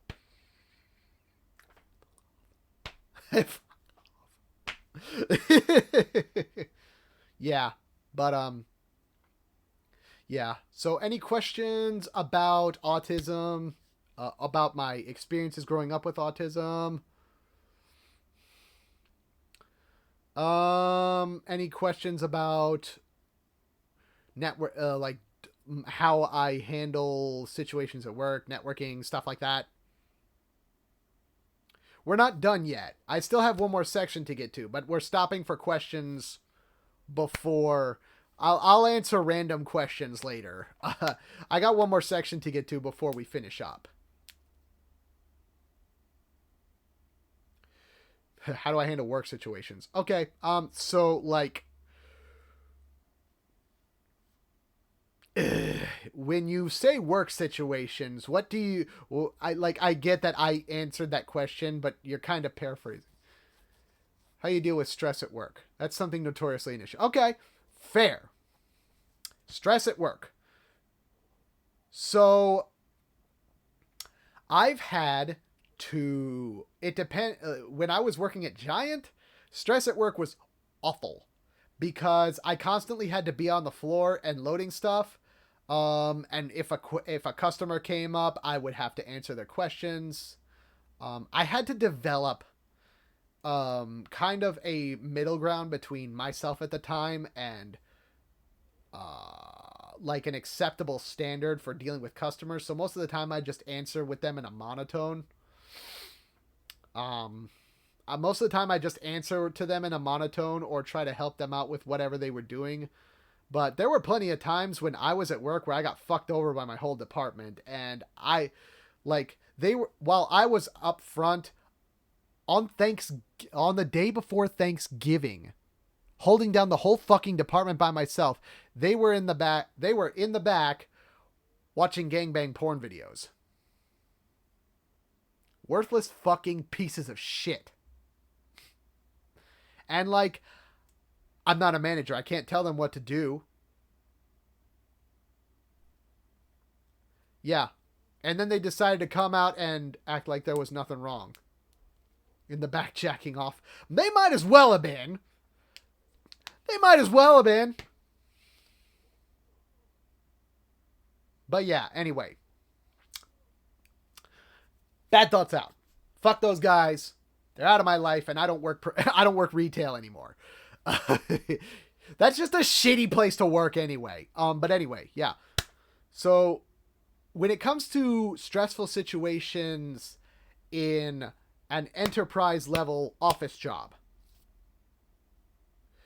the thing is, depending on the situation, depending on the work environment, you may be able to tell your boss or your supervisor, I'm autistic. There's sometimes I have trouble dealing with situations and I may need to remove myself from that situation. I've been fortunate enough to have that, and I was able to tell my boss, I'm really fucking mad.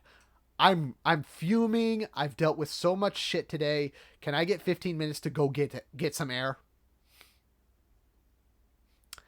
And I'm usually able to. Like, I walk outside the office, I I kick a fucking pallet around. I just stomp. I call. I text somebody. I've texted so much with Sayuri when I was when I was in an emotional state where I wasn't ready to talk to people. But yeah, it always pays to like have an outlet of some sort or find a way to deal with or dealing with certain situations. When you say going over your limits, what limits do you mean? Like emotional limits, social limits, professional limits? What kind of limits are you talking about, RKD?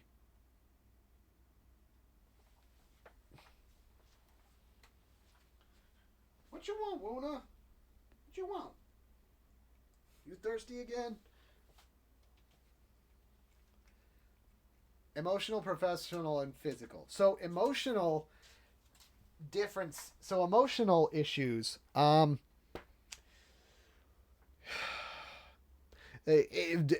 that in general is a very loaded question, and it would be very hard it would be very hard for me to just give an answer on that. But I can give a more concrete answer on emotional, professional, and physical. So emotional, emotional, emotional situations are gonna be difficult no matter what. Everybody finds them stressful. The best thing I can do in terms of telling you how to deal with an emotional situation is to be aware of your own limits emotionally. You don't want to go over those limits emotionally. You don't want to go over those or try to push your boundaries or try to bottle stuff up or be a more smiley, better person than you are in those situations. Like, yes, you have to maintain a professional appearance. Yes, you have to maintain decorum with customers. Absolutely. But don't let yourself get overwhelmed to the point where you're going to melt down, especially if it's going to be in front of a customer or somewhere else, because that will lead to nothing but bad things. It's so much better for you to just know your limits, know when you're about to break, and remove yourself from the situation if at all possible. And if you can't, deal with it to the best of your ability, and then tell them and like deal with it to the best of your ability, hold it in, and then blow off your steam later. Don't hold that in all day.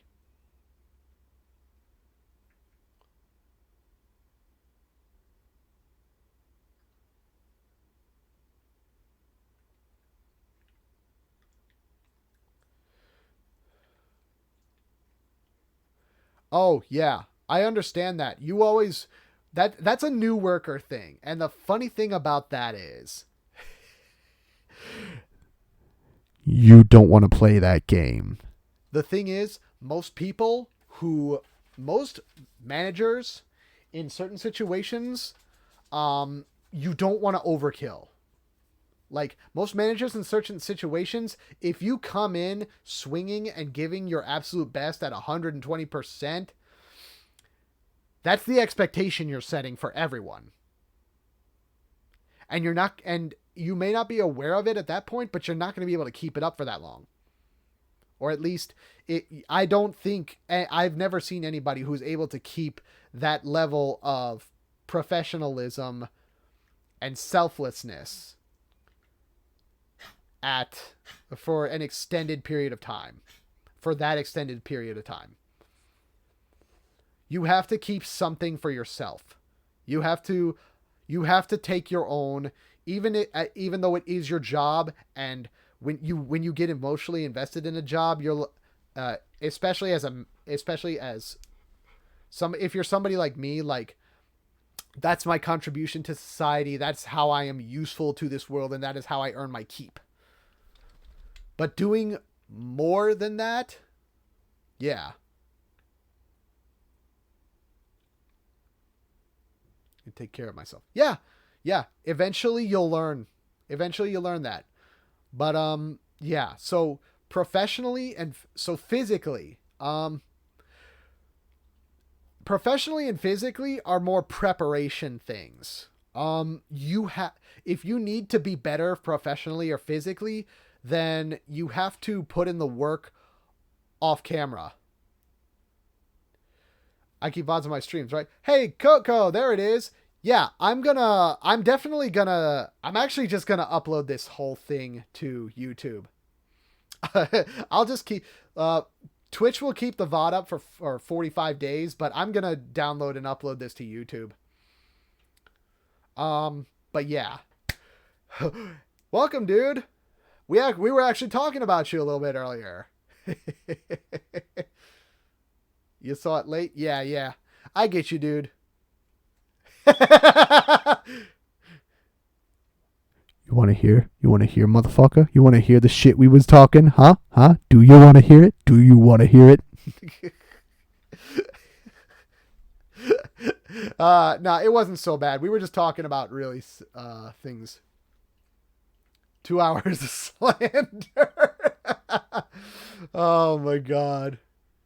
But welcome, dude. Appreciate you stopping by. Yeah. So,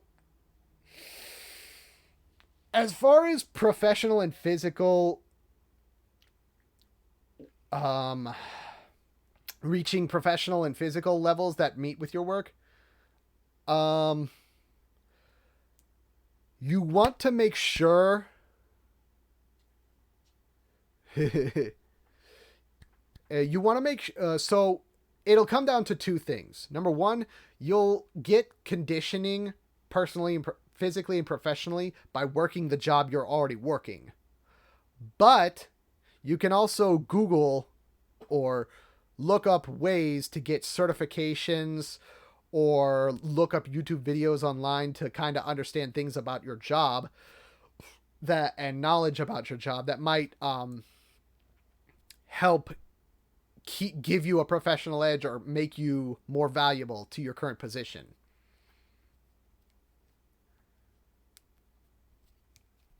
And those things are things you need to do proactively. Like, well, that's proactive and active. Like, the active part is what you learn while you're on the job. Proactively are the things that you take the initiative to do outside of work hours to make yourself more valuable. Hello, Firestar. How's it going? Did I get a professional diagnosis at some point? I think my professional diagnosis for autism was back in middle school. I haven't gotten another one since, but I've taken a quiz once and it labeled me with type 2 autism, which I think is full of shit. Yeah, because I'm definitely type 1. There's so many people who haven't been able to tell that I'm autistic, but yeah, I've gone to an autism professional and they definitely think I have autism and so on, but I've never actually gotten a professional like where I am on the scale or where on the spectrum I am or so on and so forth. But yeah, though most of what I was talking about with the professional and physical part is just you'll get conditioning and you'll get professional experience while you are on the job. And if you need to do more than that, you need to do more than that after. If you need to do more than that, then, or if you feel like you need to or want to do more than that afterwards, that's up to you. If you put in the hours, it won't betray you because it'll be useful information anywhere else. Like set up a lab for IT or have a project car to work on at home. You know, have a little fixer upper that you can order parts from Rock Auto on to work on piece by piece when you get the money. But yeah. Any other questions as far as growing up with autism or professionally functioning with autism?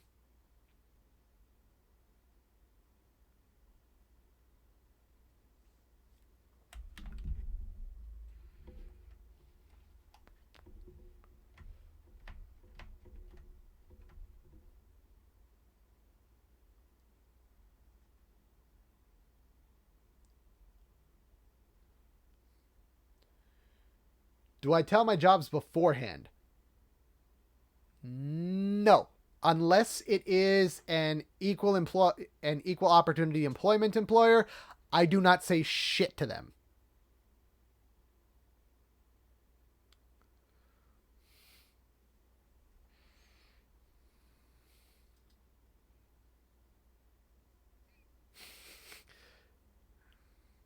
Yeah, nah. There's no need to tell them until after you get hired.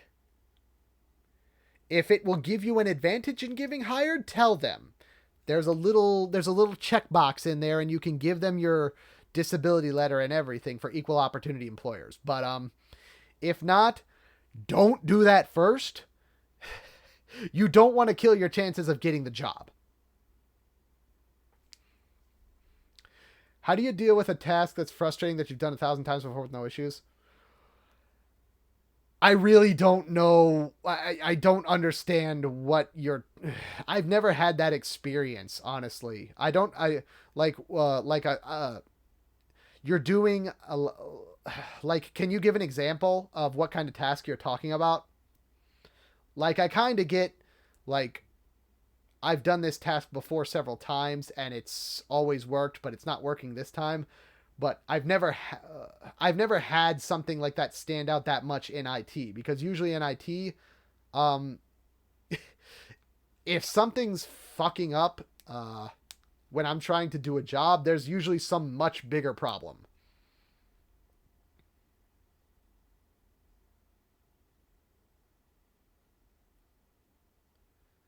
Oh, okay. Yeah, usually in IT, that's just part of the troubleshooting process, honestly.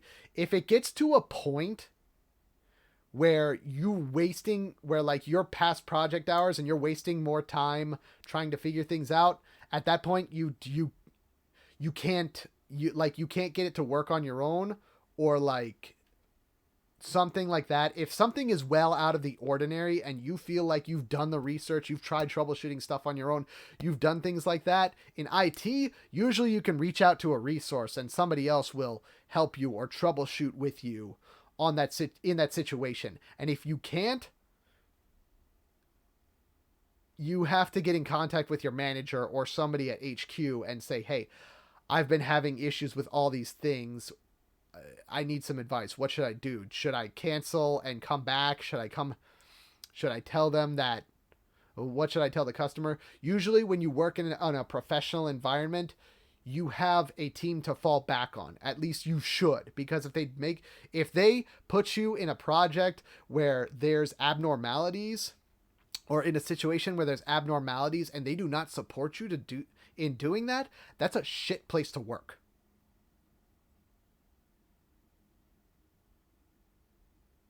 And writing a review with something like that on a workplace on Indeed or on Google will that will reflect very badly on them. Cuz yeah, there was a situation where I was forced to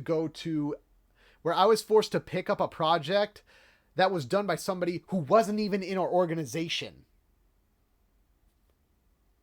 And they typed out like a loose plan on a PDF, and the other people that they discussed with had no idea how IT worked, but they did IT management and stuff.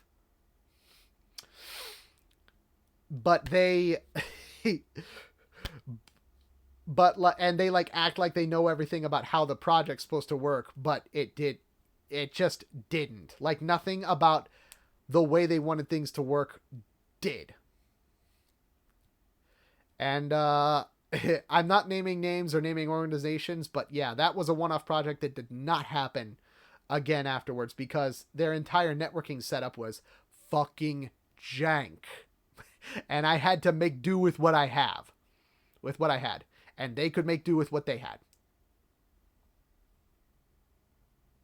Nothing much else to say.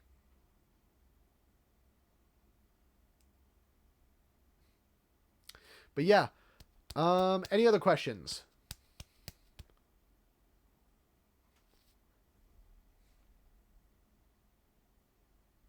I got time for about one more, then we're gonna bump into the closer.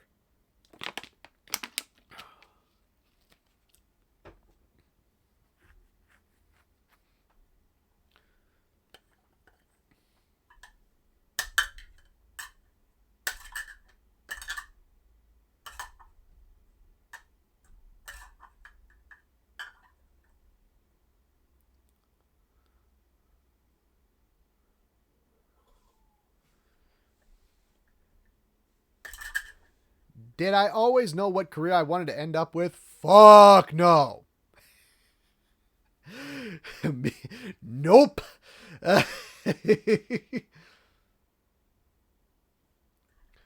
It kind of worked out for me, but like, the thing is, when I went through college, I started off as a statistics major. Then I went into a floater where I was like between comp sci and IT, and I thought comp sci was cool, so I started going down there. And after hitting comp sci 201, I decided I don't like programming that much. I don't like programming in C. I'm gonna go in IT.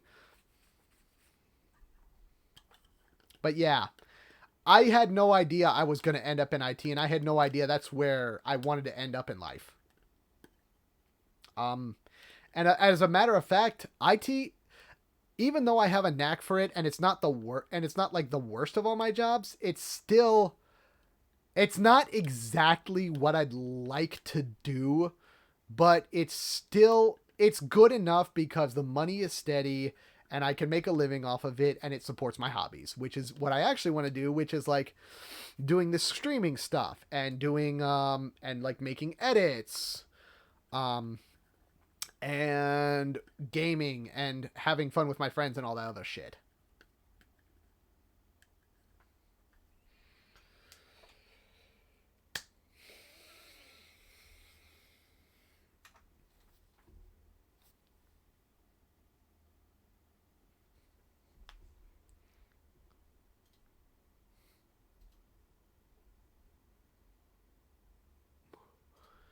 All right. So,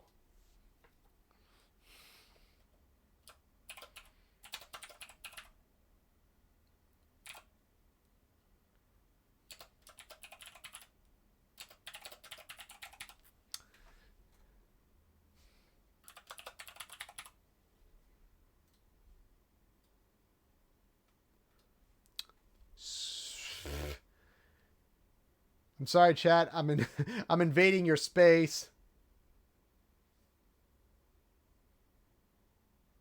Yeah, type 1, type 2, type 3. Yeah, those are three different sections on the spectrum. And even then, I think they're going to be, let's see, font size.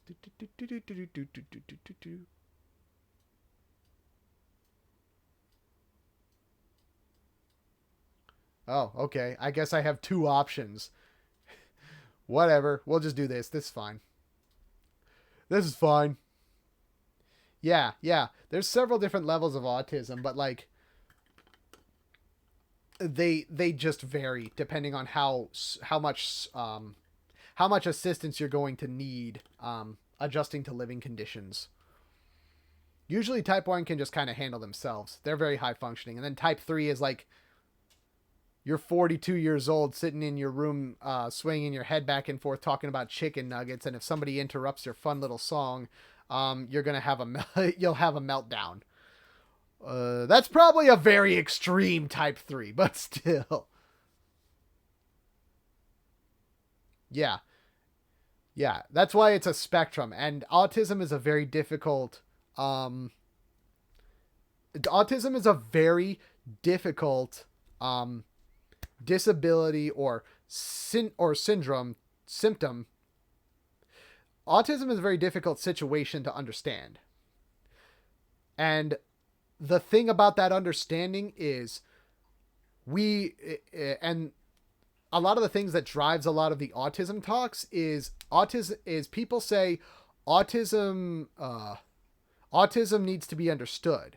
People with autism need to be understood and accepted, and that's why the whole concept of Autism Acceptance Month happened this 2022. My thoughts on that specifically is understanding is not a one-way street. Autism, yes, we need to be, yes, we do want to be understood. We do need to be understood as people. But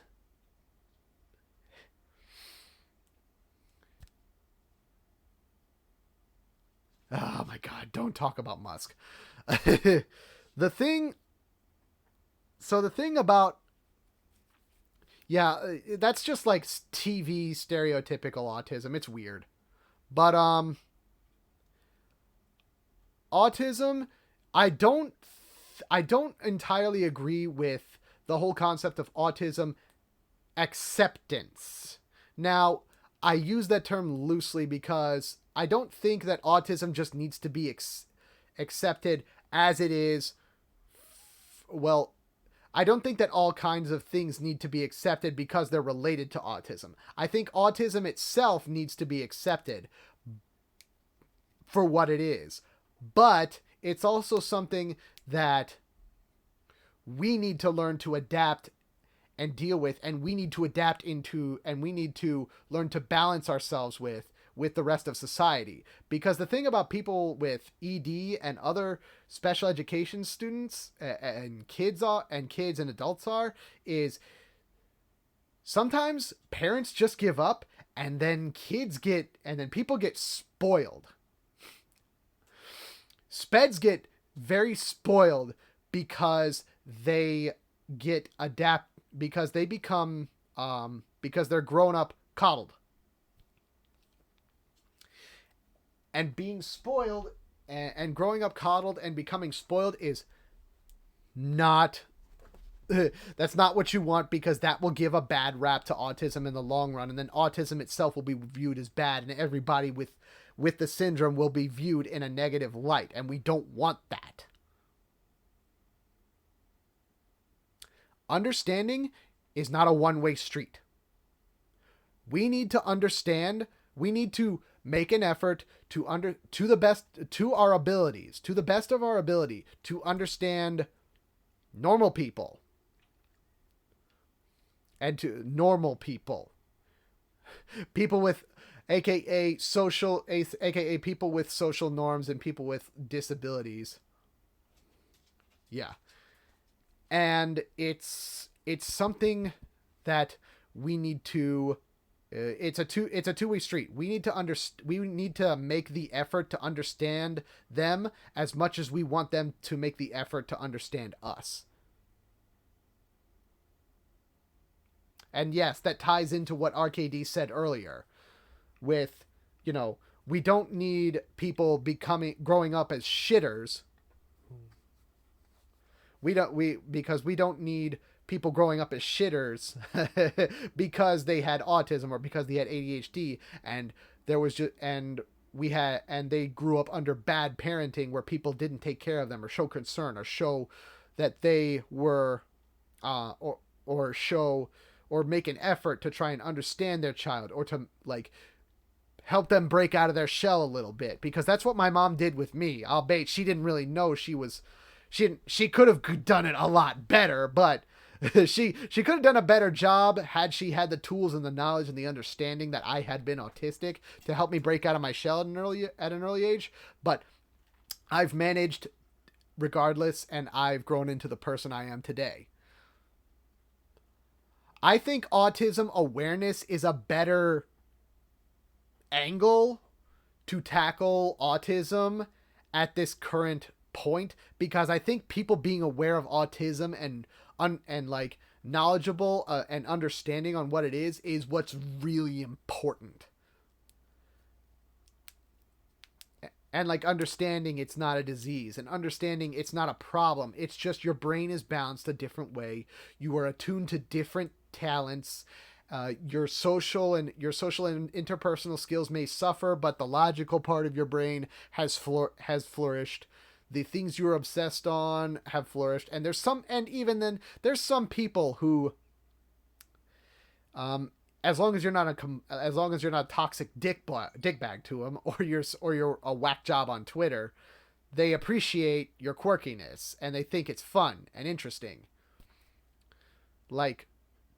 People grew up not knowing. I mentioned this before, but people grew up looking at me not knowing I was even the slightest bit Asperger's or autistic, and I've had to grow up being treated as a normal person, even though I'm okay. I'm kind of okay with that because I am a normal person for the most part. But if they understood that I was a normal person and that that I had that autism, that little bit of autism there, I would feel I would feel much more comfortable opening up to them and being understanding it, because I would feel like I was understood myself.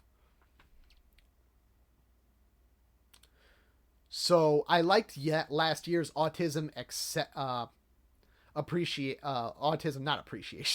autism freaking. I liked the way they worded it last year, where it was autism uh, awareness month, where people become aware of people who are autistic, some of the quirks of autism, things like that. I think it does, because there's a lot more people nowadays that are actually being put on the spectrum. Like it used to be treated as a disease and a problem and a thing back when the ADA was first became a thing.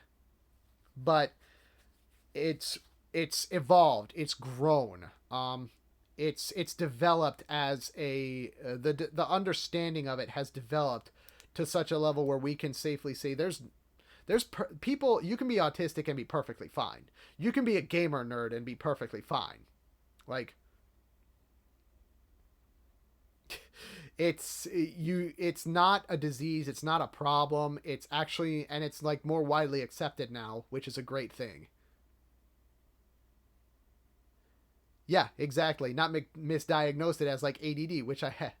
Or vaccines. Autistic screeching.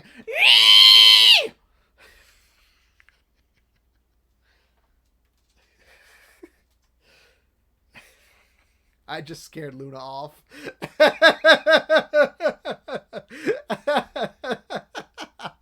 Oh, I'm sorry, headphone users. I'm so, or like speaker users, if I woke up your parents or your neighbors or your roommates.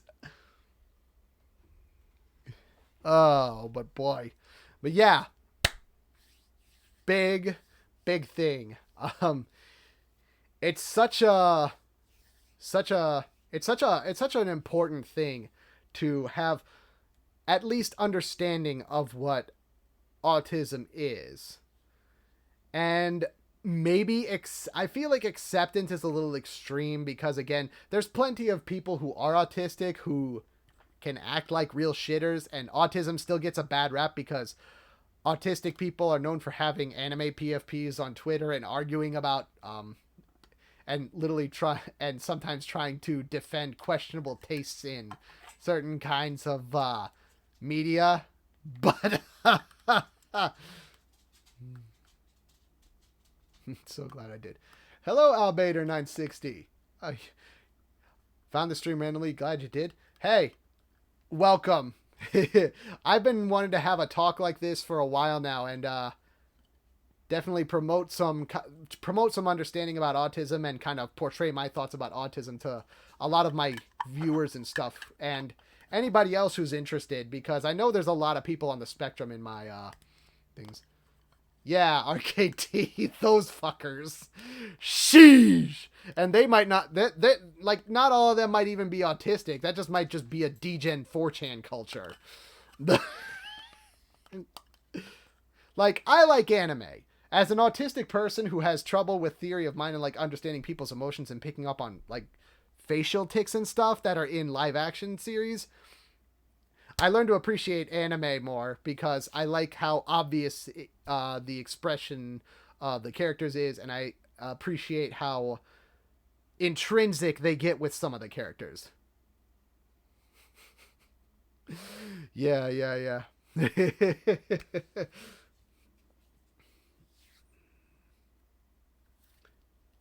So gaming rules. Thank you very much, Albader. I appreciate you a lot. I appreciate people like you a lot. We definitely appreciate understanding people, and yeah, very cool. Glad there's people like you out there who understand and appreciate us as well. uh but yeah, I mean, I grew up with like I said before, I've grown up with autism, and I wouldn't be the person I am today if I had not struggled with my autism and learned to adapt to it and learned to be the person that I am right now. because I feel like I've grown into I've grown into a person that I am proud of, and that I feel I can be proud of. And like, even though Pride Month is about LGBTQ and all that stuff, I feel that as like during part of Pride Month, I feel like that part of me, that's the part of me that I celebrate this June, this Pride Month. And I very much, yeah. And I always I always strive to continue to improve and grow as a person and just know myself and be understanding of others.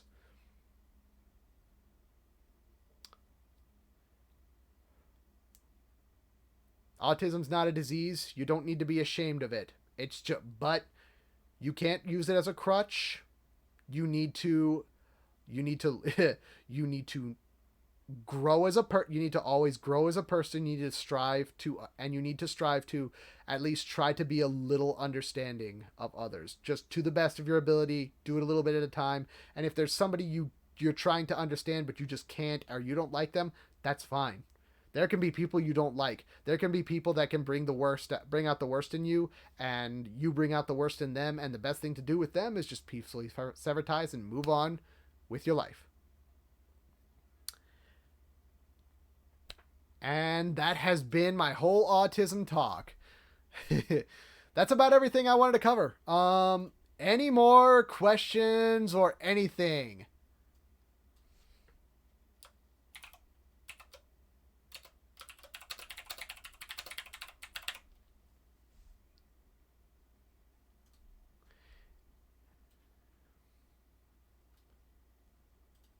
Not used as a crutch or an excuse for behavior. Yep, that's the way to be. It's something that we have to adapt. And I feel like you're on the right path. Self-awareness.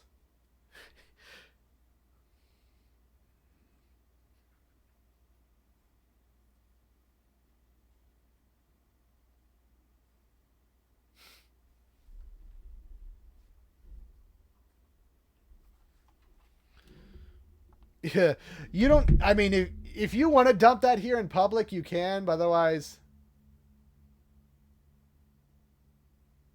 on an old account, practically demanded you. That was me at all. Oh, demanded I play Burnout Paradise.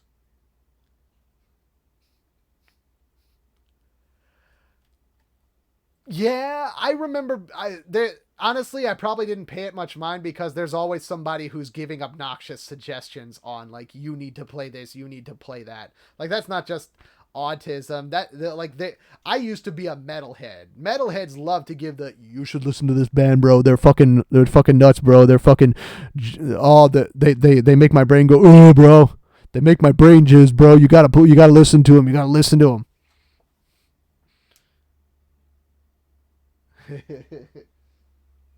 Yeah, but yeah, the long term memory thing and the cursed long term memory is crazy. He's still trying to get me to play Elden Ring. Oh yeah, that's right. It is just kind of sitting on the PS5 over there that I haven't powered on since the last power outage. uh, as a streamer, I gotta say, sometimes it feels like just a waste of time to play a game when you're not like at least streaming it or using it as a chance to interact with somebody.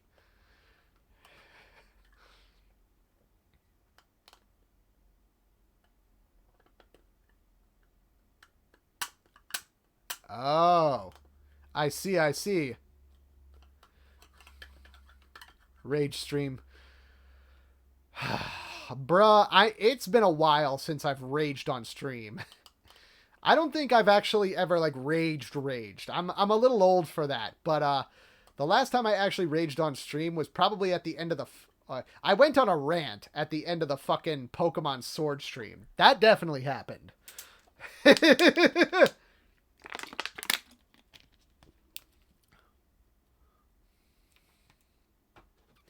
Yeah, I've got a lot of racing fans, it seems. But yeah. Um Plenty of time for Q&A with anybody here. anything autism related, anything related to what I've said, what's going on in the stream, autism and stuff. There were no Celeste rages. I was more quietly pissed off at Celeste. I was. The thing about raging is you rage when you've basically lost the mental game. I did not rage, but I was very quietly pissed off, and I wanted to, and I was hell bent and determined to finish what I started, and I fucking did. And I actually beat Celeste a second time on PS4, and I only had a third of the deaths in the finale.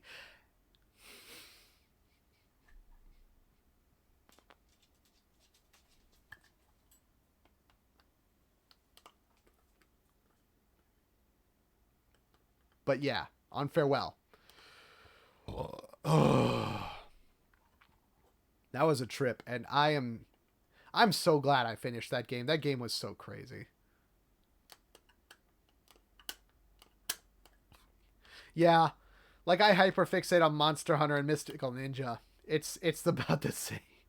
I'm about the same, just for different things. And Guilty Gear.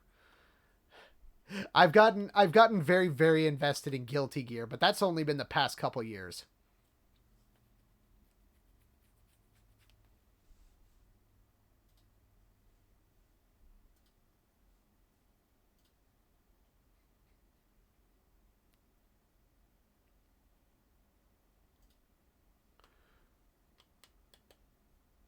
Oh yeah.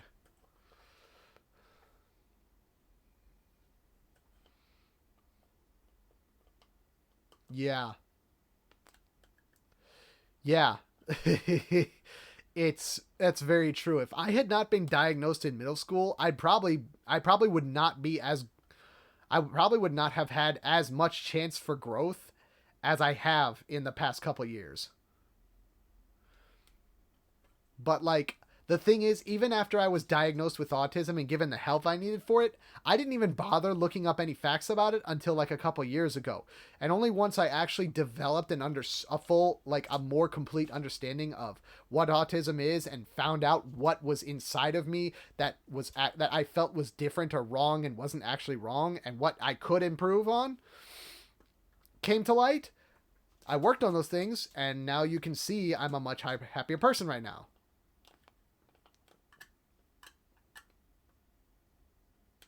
Yeah, exactly.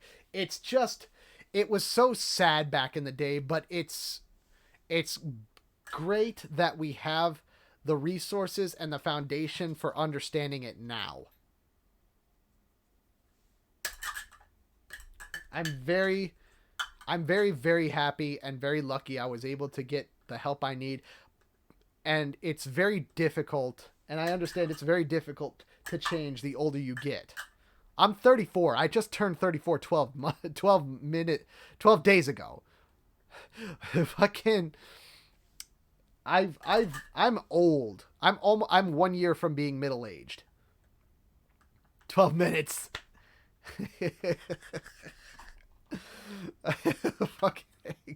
Shut up. You shut the fuck up. You 12 minutes. Just 20 more minutes. 20 more minutes, guys. That's 20 more minutes. About 20 minutes. Oh, nice. Yeah. Thank you. Thank you, everybody. Ugh. Crazy. Ugh. Ugh. But yeah. It's been such a trip. It's just been a trip growing up the way I am, but I've been able to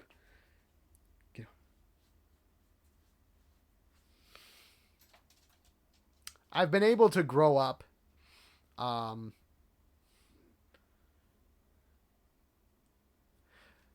feel like I've just been able to grow up into a better person than just because I had the resources. And for those of you who have not had and for those of you who have not had what's it? who haven't had the resources up till now, there are autism specialists that work with adults. I actually know of one. Um, and if you guys have the money and want to go to counseling and like learn to cope with the autism and become more of a person and like become more well-rounded as a person, it's never too late. It's gonna be difficult. It's an uphill battle, and it gets steeper the older you get. But like, if you're not elderly, you can still do it. I was able to do so in the past couple years. Heck, I was even able to start like using pronouns properly for people in like the last year. Because I have friends who are trans and LGBTQ that I met online who are great people, but they're also, you know, they want a certain level of respect with that, and I had to learn and kind of storm it out with them to like understand why they want why they're so fussy about pronouns, and now I kind of understand. But yeah, um, yeah. January 6th. I'm out of the loop on that one, but yeah, I. If y'all want to tell me that one, y'all can tell me in the Discord or whatever. But whoo, buddy.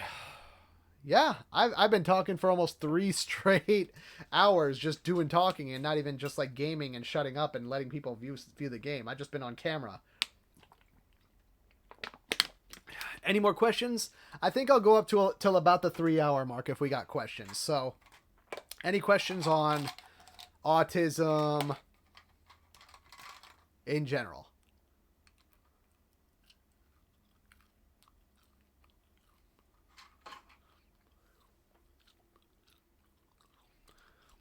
Awareness campaign? I think so too. I think that people with autism need to step up and understand themselves. Yes. I think if we step up and we understand ourselves and we actually do the research and we come to know what autism is about and what good things autism can do, like just going on Twitter and tagging Autism Acceptance Month or Autism Awareness Month or whatever.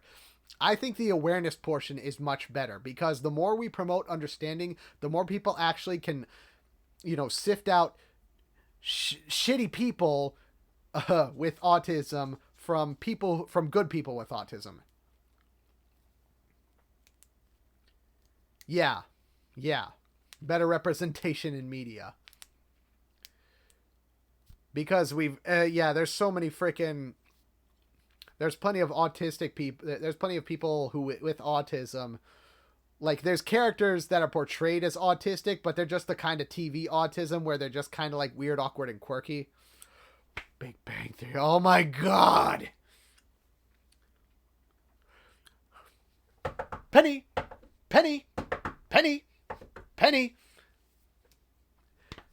Sheldon's a whole nother bag of dicks. Oh my god. He was a bad Wario to begin with. Bruh. Awful.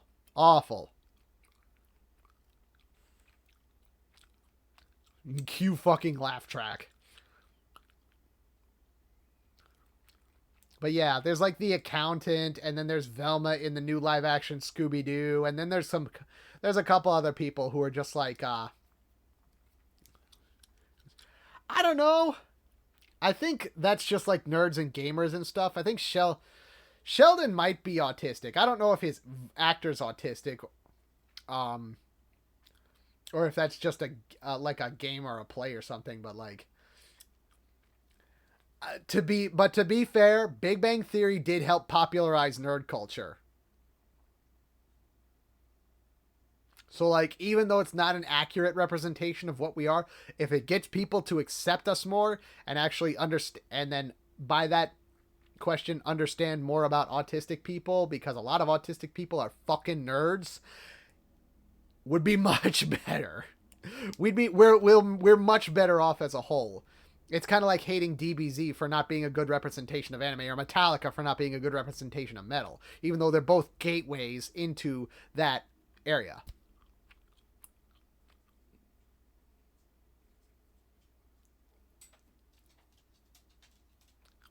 Interesting. Can't remember if I've watched Fast and the Furious one, but yeah. I think that's oh yeah, let me actually edit this, cuz fucking derp me forgot that I had this whole thing. Yeah, there we go.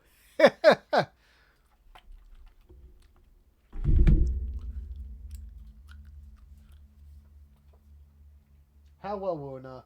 Do you need to go out? It hasn't even been 3 hours yet. If you piss in my room again today, I'm going to throw you in that.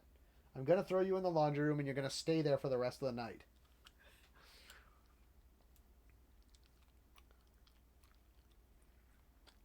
Yeah, I saw Metallica. I think I saw Metallica back in like 2010 and on their like Death Magnetic tour, and it was a great show. They played all the classics.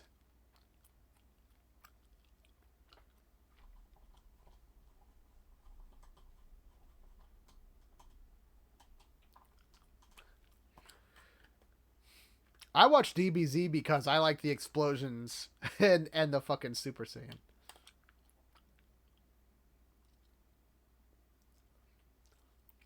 Okay.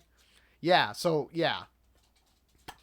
Yeah, the hyperfixation on subjects, being weird and quirky and nerdy, and having to have a fucking rule book for roommates all over the place, which, you know, I kind of find relatable.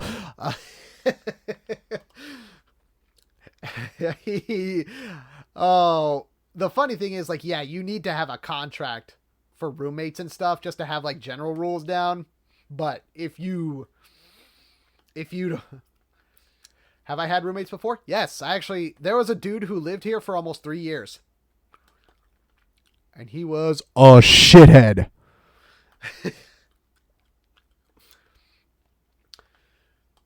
That dude was completely out of touch. He was an absolute maniac. Like, he wasn't a bad person, but he was fucking out of touch. He had no idea what any kind of 3 year shithead. 3 year shithead. His money was good, though. He gave me way more than I could have gotten out of anybody else for that one room. But he was about as messy as Devin while being stuck inside his own head. Superficial, high strung, and stuff. He could have left after 6 months, but he would have had to pay the severance fee. And he waited. He waited about 20 months before he actually decided, I'm gonna leave. Thank you for the follow, Albater. Very cool. Much appreciated. But yeah, he was a whack job. But yeah, the contract lasted for a whole year, and if he terminated, he'd have to pay me 2 months of rent up front. So, and eventually he did. And then I used those 2 months of rent to get a better job than the one I was stuck at, and now I've gotten an even better job than that one.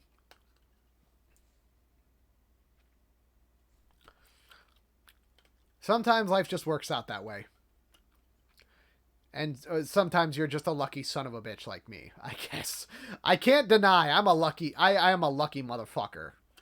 There's no two ways about it.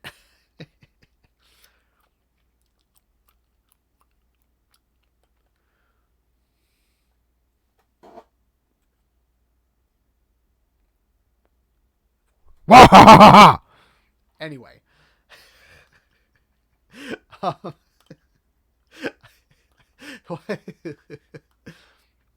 Farts on camera.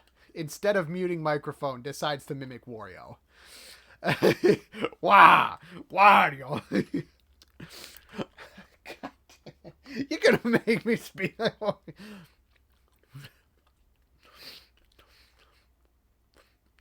You ought to know Wario got any autism. What do you...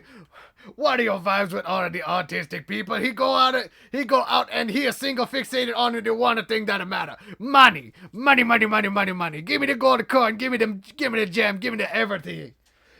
Give me the shiny little treasure, give me the manly more, give me everything.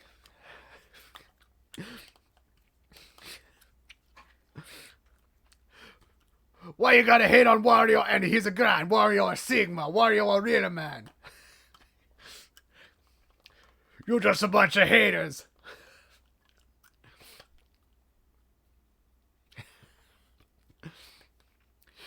You all are just a bunch of haters. You're the reason Wario got a nerfed in freaking blah blah blah blah blah blah blah in a Smash Bros. Ultimate, where I can go wah wah wah.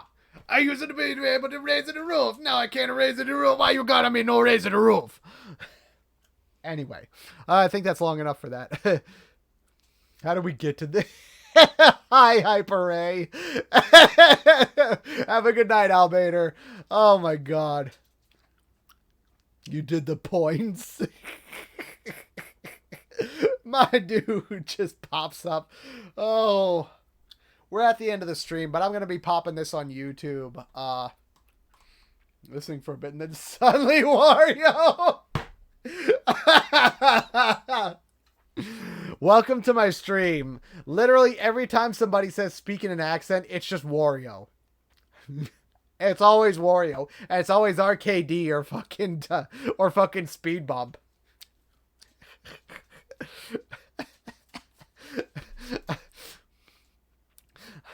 Like, I don't know. I guess they just like it. It gives them the nostalgia juices or something, because like that's what my Wario does. I got no idea. Devin's Wario is way better anyway, because he's better at portraying these selfish assholes. He's better at being the gruff boy.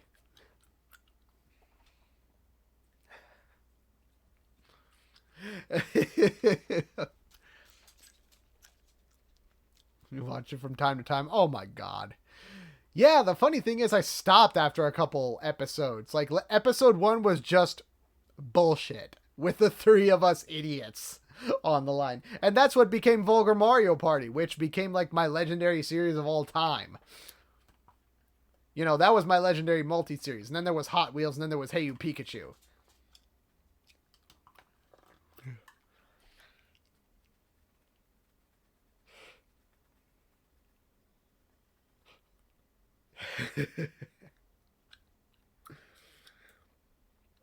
I still have that quirk.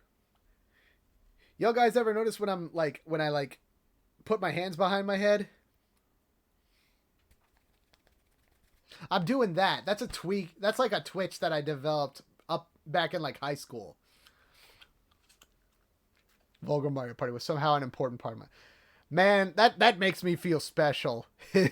Like, my dumb little video, me and the boys' dumb little video, just made so many people's days. A lot of the co-op things, yeah. Just me being able to interact with Vagabond. Hey, let's drown Pikachu. Jesus Christ. Hello, Wuna. You're acting Wuna's starting to get laughing so much. Oh, boy. It was a great series. I was a little toxic at the first one, but it was a great series.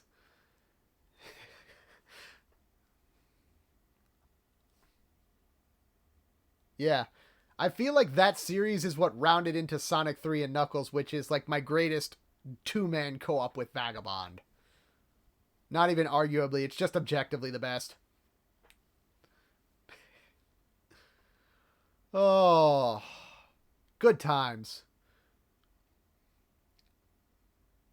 Imagine if, just imagine if I got Sonic Origins and then the boys wanted to play with me. Some of the boys wanted to play online with me.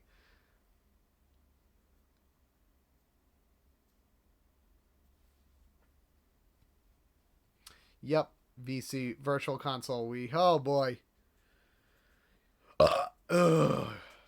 Good stuff. I loved doing that. The top view is me and you. Oh yeah, literally, yeah. I remember that. Yeah, I think it was. I think the most viewed video. It's somewhere in that Let's Play. It's somewhere in the Hot Wheels Let's Play. Mole nose rape. Yeah, I think it was. Oh, my titling skills back then were questionable at best. But yeah, yeah, that was fun stuff. Yeah, it was number 18. Um, it was either number 18 or number 3 that got the most views, and like number 3 was just me by myself, and I called it Hella Crash because I was on Hella Crash. I have no idea why that one got so many views. It was just me kind of mumbling by myself. But yeah. Um okay, so we're getting off subject. Anything else autism related? We can talk about Let's Plays in the Discord or anywhere else. But anything else autism related?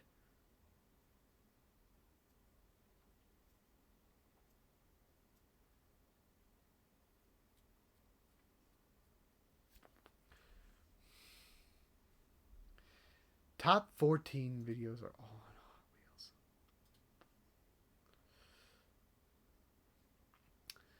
Like, let me take a look. Okay, go to content, go to views.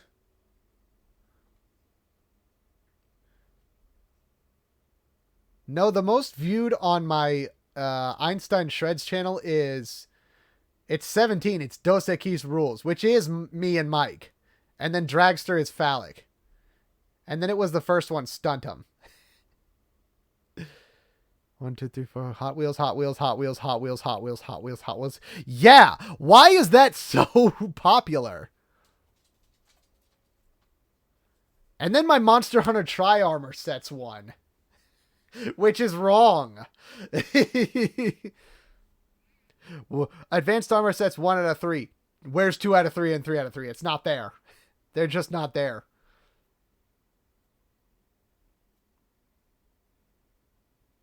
Autism colors blue? It was back in... Yeah. Huh. Yeah.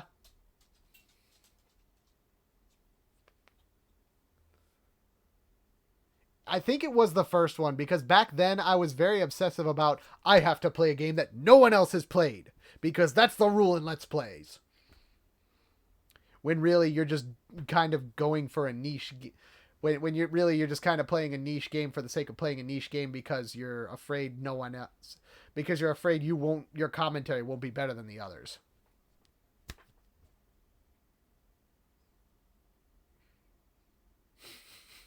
But it is what it is. Yeah. Yeah, autism, it's a very crazy slope. It's a very deep and very hard to understand kind of condition for people to have. But I think developing understanding of it early on will help us really, really, it'll help us advance and understand each other better. Because, like, autistic people need to understand people more, people who are less autistic or, like, not autistic, and vice versa. And I think that will help us to just develop I think that'll help us just evolve as a I think that for me as an autistic person is all I could ever want. If I dated someone, would I prefer someone else on the spectrum?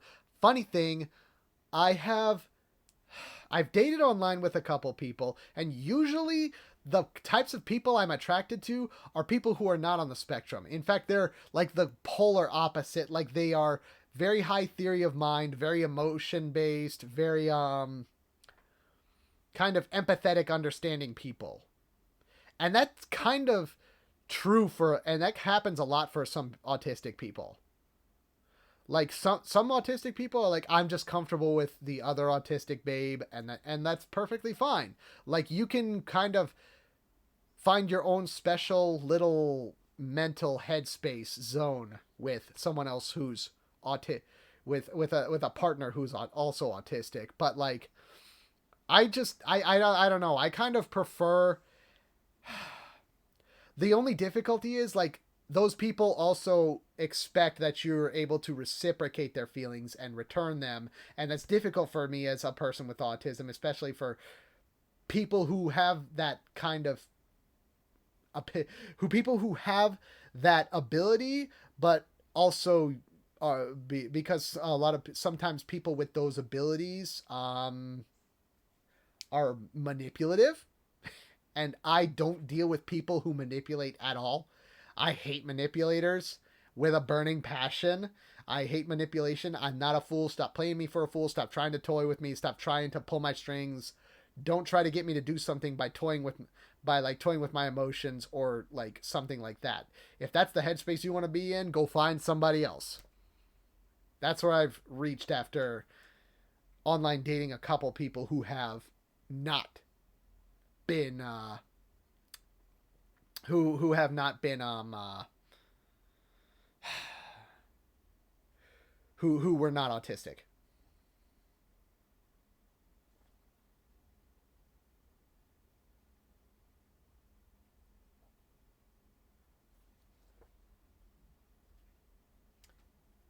I would like somebody who can broaden my horizons and help me like develop as a person, because I believe in self so strongly in self improvement and stuff like that. Anything else you guys want? Any other kind of questions at all? Um,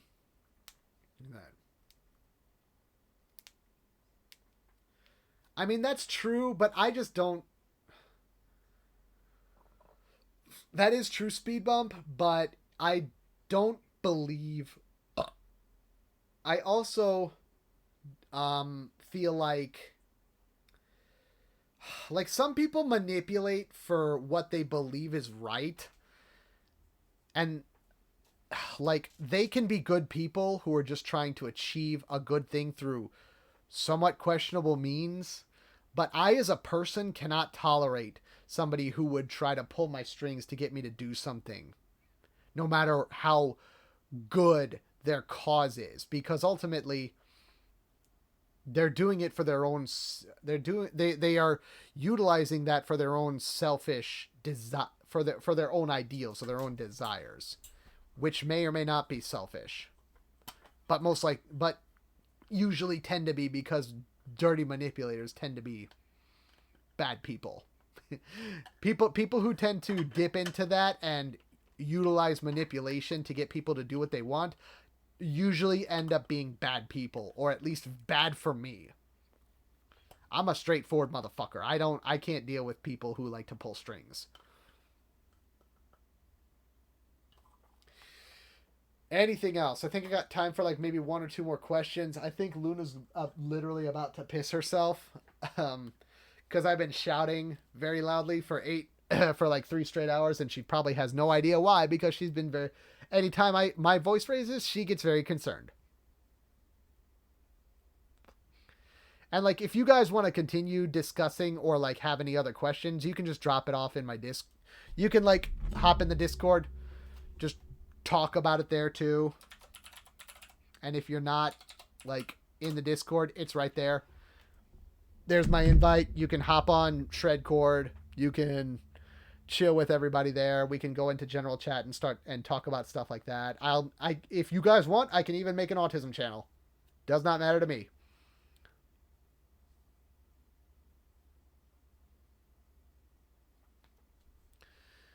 But yeah. If we don't have any more questions or things we want to discuss or share, I'm gonna go ahead and raid. Looks like Val is playing Monster Hunter Generations, and I want to go ahead and show him some love.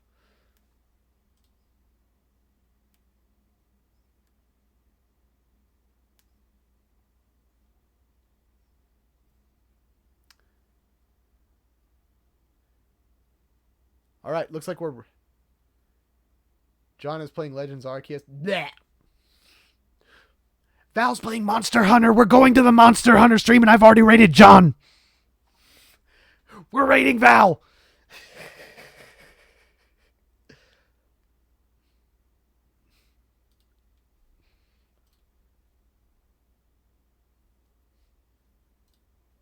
Grah, rating Val now. All right. Well, that's about it for me. Thank you, everybody, for stopping by. I really appreciate getting such a good response on this talk right here. And I'm very glad I was able to talk to you guys. I'm very glad I was able to discuss with you guys and kind of share my experiences. And I hope it's kind of enriched and enlightened you a little bit on some aspects of autism that you might not be aware of. And like giving you better perspective on how autism isn't a bad thing. It's just ignoring it and indulging in it and using it as an excuse to act like a shitty person is. That's all I wanted to say. This VOD will be up on YouTube probably sometime later this week. I hope you all have a wonderful night, and I will see you all next Saturday for the usual group community night thing. So, I've been Einstein Shreds, and let's go ahead and raid Valstreo. I see 6 of you already. There's 9 of us here. Come on, where's my haunters?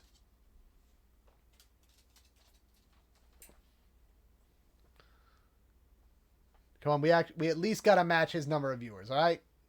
He's got 7. We need one more. One more. Where you at?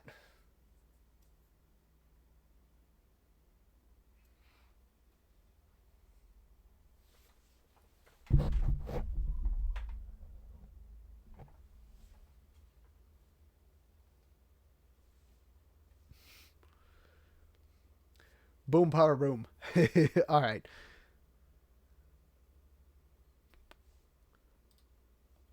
All right, there we go. You know, we're rating. Have a good night.